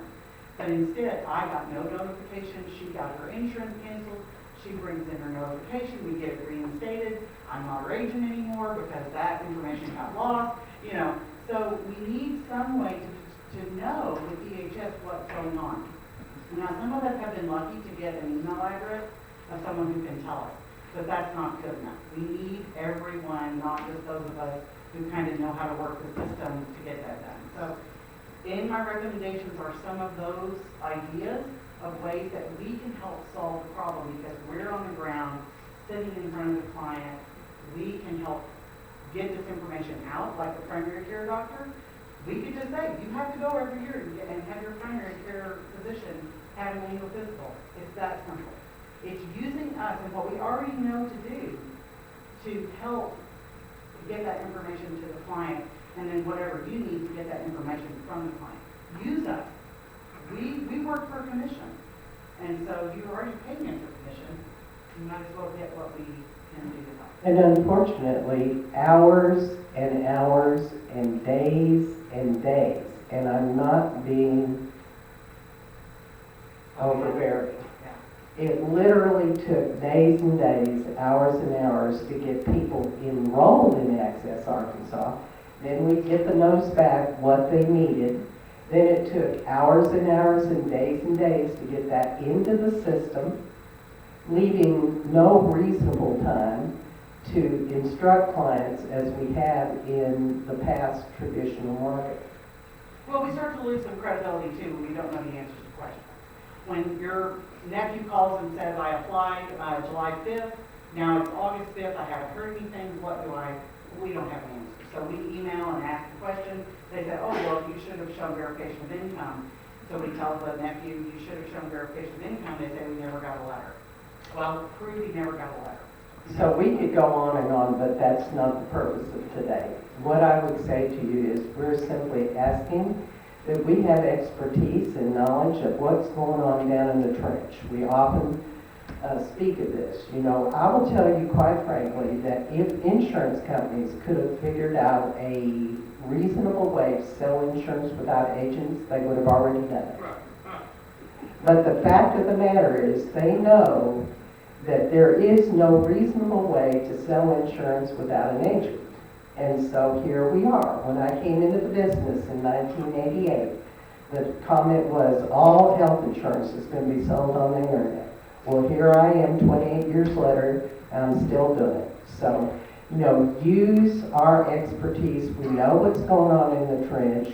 We simply haven't been given the opportunity to give our insight tangibly so that we could help this process to get it accomplished. So whatever your plans are for 2017, please include us as a partner, but more importantly, please would you recommend something tangible so that we can have some partnership with DHS to resolve some of these tactical problems that have plagued us for 2 years? Because believe you me, going into next year is not something that I really want to think about. My hair is almost white, and I'm positive that it's going to be snow white by the time we get through next year. So with that, we're open for questions. Representative Hammer, you're recognized for a question. Thank you, Mr. Chair. Can you help me, a comfort level on privacy issues as insurance agents, I hear you proposing, you know, receiving a lot of personal information. Okay, so- we are bound under the HIPAA laws, and when a person authorizes us in writing, they sign a HIPAA compliant authorization for us to be a part of all of this mechanism. On the paper application, there was even a place where enrollees could sign to allow us to be their authorized representatives. That didn't always make that much difference. Kim spoke of this, and you know, it was a joke in the agent community. If I had developed some way in DHS that would help me resolve issues, everybody wanted to know, give me that number, and everyone would say, no, I'm not going to give you my number, because you'll just inundate that person, and then she won't have time, or he won't have time to resolve my issue. Even on the federal marketplace, the client is able to give their agent 1 year of, access to all their information. So the client always has to give permission for any agent to have private information. We're also insured and bound. Okay, and then you mentioned, Kim, I think you made a comment, I just want to give a chance to clarify. When this all started up last year, you were talking about eligibility, and did I understand you say that when it comes to you determining as an agent whether an individual is eligible or not, what difference can you make as a insurance agent versus what DHS should be doing to verify that person's eligibility before you ever get that person to your door to sell a policy to? Well, I think that what happens is someone comes in and says, tell me what I can get. And so we're able to say, well, like, tell me your income and things like that to determine whether we're going to go to Access Arkansas for eligibility or whether we're going to go to the federal marketplace. So DHS has already helped teach us which marketplace we're going to when we start out. When we very first started this, we just all went to the federal marketplace, and then it would determine that they were eligible for state benefits. Then it would kick them out of the federal and send that information to state, which might take 2 or 3 months for state then to know that they had applied. So when that took so long, DHS asked us just to go straight to Access Arkansas. So for instance, when this customer comes in, I'll use my daughter as the example. She makes $9,000 a year profit in her business, and so she's eligible for an Access Arkansas plan, right, through the DHS. But then when we did re-eligibility, we find out, oh, she also takes $20,000 a year from her deceased husband's retirement plan. She doesn't see that as income, understanding. She takes it, she's a dog groomer, she doesn't understand that taking money out of someone's retirement fund is income. She just sees it as taking it out of this bank account. So then we realize, oh, well, that income does count towards your income, so you're not eligible for Access Arkansas, DHS, a private option. Now you should have applied initially at the federal marketplace. So we've lost time in applying for marketplace. So all this time she's been going without insurance now that they've determined she's no longer eligible, or not eligible for Access Arkansas, she's eligible for the federal marketplace. So she doesn't have insurance while we're trying to figure this out. Okay, so as an insurance agent, you sitting there making that determination on the basis of what that client is providing you, what responsibility and liability do you assume as the individual agent that you've determined whether it's a state or whether it's a federal policy on the basis of them just telling you, here's my income? Where does the buck stop as far as who's responsible for that eligibility if you're going to assume that kind of responsibility? Well, I can never tell them. I can only say things like, it looks like you might be eligible for this, things like that are somewhat vague. And so what I'm saying is, if we were trained as agents to understand better what a person is eligible for, then it would take a lot of wasted time in applying for the wrong policy, or the wrong program. The other thing that happens is there is a certain amount of confusion in the system in that sometimes you'll help a person apply, and for some unknown reason, they'll go over to traditional Medicaid, and it doesn't necessarily seem to be appropriate. Right. Like I have a client right now who's a family of 4. He made $500 profit in his business last year. They were on a private option plan, okay? It came around for redetermination in July. We gave a new tax return.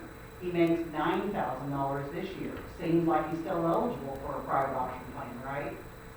Nothing else changed, just his income. But now they came back and redetermined, he's no longer private option, he's traditional Medicaid. So I go back and say, why is he traditional Medicaid? His income went from $500 to $9,000. Why? And they say, because of his income. So Mr. Deal is still sitting there, and I need to explain to him why he went from private option to traditional Medicaid, but I cannot explain why. Or somebody will, we could go on with scenarios. I'm that we don't going want to take do a that. shot at answering that one. The way that the state is set up, from 0% to 17% of the federal poverty limit, you are low-income traditional Medicaid. My hypothesis is, I don't know this, it could be wrong, that 17% of the federal poverty level for a family of 4 is $9,000 and below. So when he originally had $500, he would have been eligible for traditional Medicaid, but it was not caught at that time, and somebody just signed him up on a private option because they said, this guy looks like a normal family, he's a business owner, didn't pay enough attention.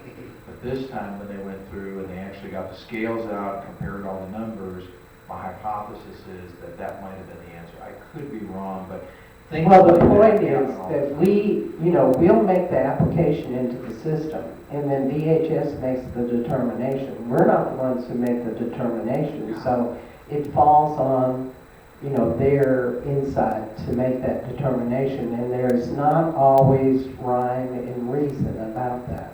We just need more training so that we can explain it. So what would happen to Mr. Beal then is that he calls the 800 number and he waits for an hour and a half on hold or in busy signal before he gets an answer to that question. That if the agents were trained in understanding that, then we could give that information instead of them calling the 800 number and getting an hour and a half busy signal. Okay, last question. How much is the insurance premium and the rates going to go up for as agents having to do that extra work? Are you willing to absorb it for what you're currently making off the policy, or should we We'll expect? have no control over that because the companies set our commission, And they've made it pretty clear that commissions are not going to increase. So like I said, you either say you're going to do this business and recognize the challenges, or you don't. But the rates could go up, it's just you would never see the money, it would be all held. Well, I don't think it's appropriate for me to say that. Okay, all right, thank you. Representative Ferguson, you recognize for a question. Thank you. And I may need, Mr. Slinger or someone from DHS to come to the table. I'm just trying to understand the failures of the eligibility system. I guess just anecdotally, when I go to these national meetings, I guess have you used eligibility systems in other states at all and have a comparison? Well, we're licensed to, most of us, the vast majority of us are licensed to do business in Arkansas. Now, obviously, we can do business in other states, but the majority of agents in Arkansas would be, doing business in Arkansas. I'm licensed in Arkansas and Oklahoma.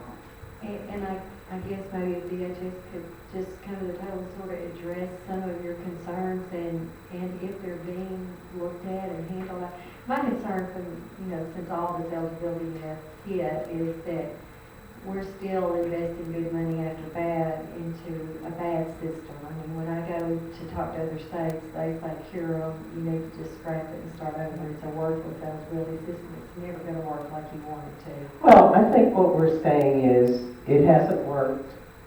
It hasn't worked and it hasn't worked. So whatever we go forward with, then, please involve us in some insight and suggestions. And for this coming year, the important thing is that we have some central 800 number that we don't have to stay on hold for an hour, and that there be consistency in terms of the information that is given to us on how we get hiccups in the system resolved.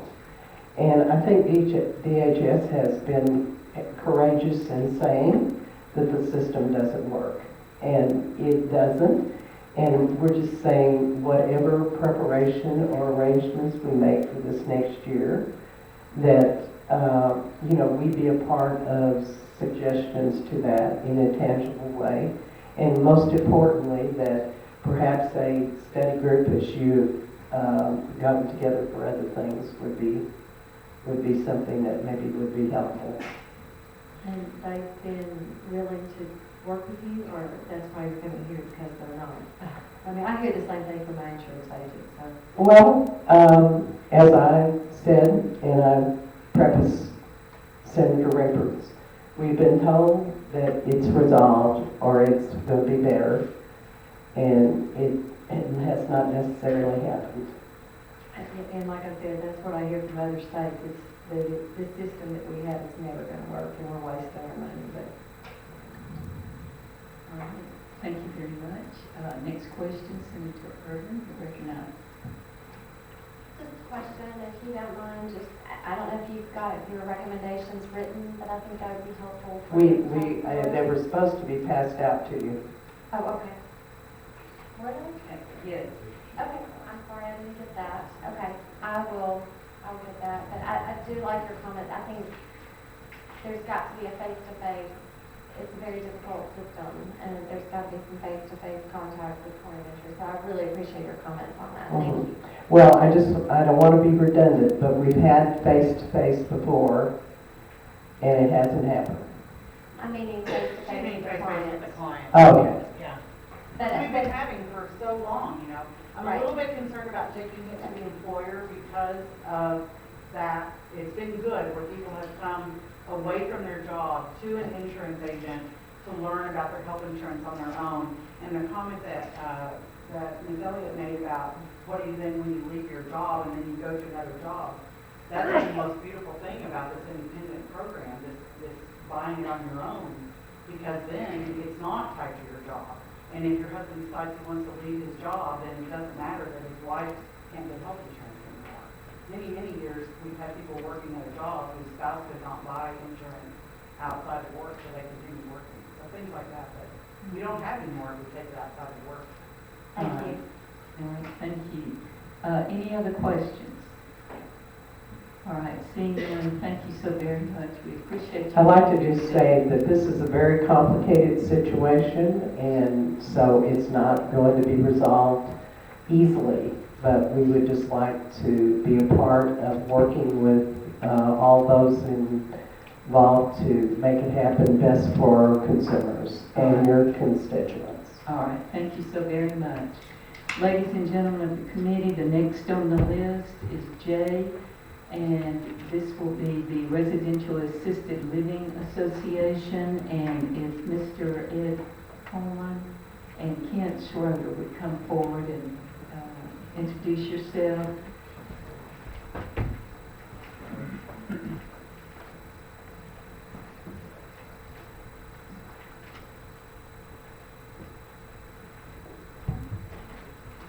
We have someone else. Mr. Mitchell is here as well. So if you would just state your name for the record, please. My name is Ed Holman. I'm the chairman for the Arkansas Residential Assisted Living